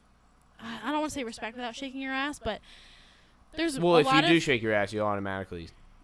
You get attention, but you don't get respect, yeah, and that's true, where a lot of women need to understand. There's a big difference. Like, you're gonna get the attention, but that attention is fleeting. That attention is not forever, and respect is what will get you connections. And you obviously networking. have, but you obviously have the respect. You went down all the avenues of respect. You know, right? And you didn't sell yourself. I wasn't anything. I didn't go the trophy girl, and I don't want to say it. This almost negates my point with the trophy girl thing, but like, I didn't go that route to get the attention. Do you know what I mean? Yeah. Like, some girls. Well, it was never really like you never thought about you were a race car driver, right? You know? And that's what I was. I was a race car driver, a writer, a reporter, a graphic designer. That's my route, and I don't want to negate what I said about how awesome women are to be able to do all these things. Yeah. But sometimes people do take it too far, and they will base their entire brand, image, whatever you want to call it. I think you've showed me people like that too. Yeah, we were talking about this. Off of the fact that they can use their body to socially climb. Like social climbers that use their body it's and like their upward looks. mobility in the social ranks. Right. So upward mobility in a social hierarchy. Exactly. Through just straight, just bodily function. And to appearance. Claim, that's the thing, like, and it's almost like all the women in this industry sort of feel like they're at competition with one another. And that's where I feel like I am almost a little bit different than most of the women doing what I do, because I just don't use my looks. You don't even post pictures next to your car that much, you know? No, I don't feel the need to remind people that I'm a race car driver. I don't. That's just what I let my yeah. work talk for me. Yeah. And you know what? I could step up my social media game a little bit more. I could take more pictures of myself and you know, get my face out there a little bit more. Yeah, promote yourself, but you don't need that promotion to write good articles. So. Right, and I feel like that's what talks. You know, to have my first real writing job in a very major publication, I feel like it's like a pretty cool thing. Yeah, something that other people aspire to that wouldn't even know what kind of step to take to get there. You know, where you did. It's not like you did single thing right. You didn't do every single thing wrong. Like your opportunity got you there, you know, which is like, which a lot of people can't say at this age, you know, a lot of people can't say that opportunity and hard work ethic got them somewhere because none of us have done anything yet, you know, you know, so, and you have, Jen, I know, but you have, Jenna is a shit doer. You do shit all the time, right? I'm a doing stuff kind of gal. Yeah, exactly. And I really appreciate you coming on here. Yeah, Millennial Mind Podcast, episode 7. Yeah, obviously. Anytime, really, you know? I mean, I'm 5 minutes away. Yeah. Next time we might go 3 hours. I don't know. I don't know, yeah. That'd be a whole 5 hours of podcast. That would be a lot of time. I mean, I drive enough to listen to it over again. Yeah. Yeah, it'll be up. It's going to take a while to render, but it'll be up, like, within the next week. So. Sweet. So, yeah, I appreciate you coming on here, Jen. I really do. Thanks for having me. Yeah, anytime. Anytime. Our next guest, I don't really know. This is what I said last time. I don't really know, but we're getting them on, whoever they are. And go check out all the other podcasts, all the other 6 episodes. They're great. I'm everywhere: Spotify, iTunes, Apple Music. Like I said, all the other shit nobody uses. Instagram at SullyBop, and you're Jenna Shotz, with an S or a Z? With a Z. With a Z. Jenna Shotz with a Z on Instagram. Facebook, I don't know if you do Facebook, but I do. It's all Jenna Shotz. All Jenna Shotz, JennaShotz.com as well. Yeah, the only thing I have yet to change is my voicemail. She didn't change her voicemail, so just don't judge her on the voicemail. Shotz is not my real last name, but no one can say Shoskowitz. And I just thought, you know what? I grew up with it, so I could say it. While I'm developing my brand, though. No, it's such a great move on your part. Like, such a great media move. Right, media move. I was sitting on the couch with my father and brother, and actually, we were listening to a podcast. It was like a live radio show, and someone had mentioned me. Yeah. And they butchered my last name, like hard. Shaska. They were like, Shaska, I don't know what Shaska, and I was just like, oh my god. So there was like that moment. I was like, what do you think if I change my last name to Shotz on social media? And I was like, oh, I think that'd be a great idea. And I was like, I'm just gonna do it. Like, I'm not gonna consult anybody else. I'm just gonna do it. Do it. When I saw it, I said, yep. Yeah. Makes perfect sense. It works. Exactly. Fuck full names. I'm not fucking with that. Sully Bop all day. Jenna Shotz all day. Does anybody call you Ryan? It's just my family. Oh, they call you Ryan? Really? Every day. Huh. Every day, folks. My family doesn't even call me Jenna. Really? It's Rosie or Jen. I mean, Jen's not that far off. What is that? Your middle name? Rose. Yeah, that's my sister's middle name too. I feel like most girls' middle names. Yeah, I know. I'm just generalizing, but. Yeah, but it's common. Yeah. But my friends don't call me Jenna or Jen. They call me Jay. You know I've been calling you Jenna your whole life, so I think maybe I'm in the silent minority over here. Yeah. Silent minority. Yeah. Right. Yeah. Yeah, but I'm fucking with the nickname, so it's mandatory. Yes. Fuck full names. You know, it just makes everything more boring and drawn out. You know, we're going short, sweet, to the point. Unlike this podcast. Yeah. That has been 2 hours and 2 minutes. Jenna Shotz. Sorry. thank you for coming on. I appreciate it. Thanks, guys, for bearing with us. 2 hours, longest one yet. If you made it to the end, comment. What should we have them comment? Like something stupid. Comment your mother's maiden name. Yeah. All right, I'm out. Perfect.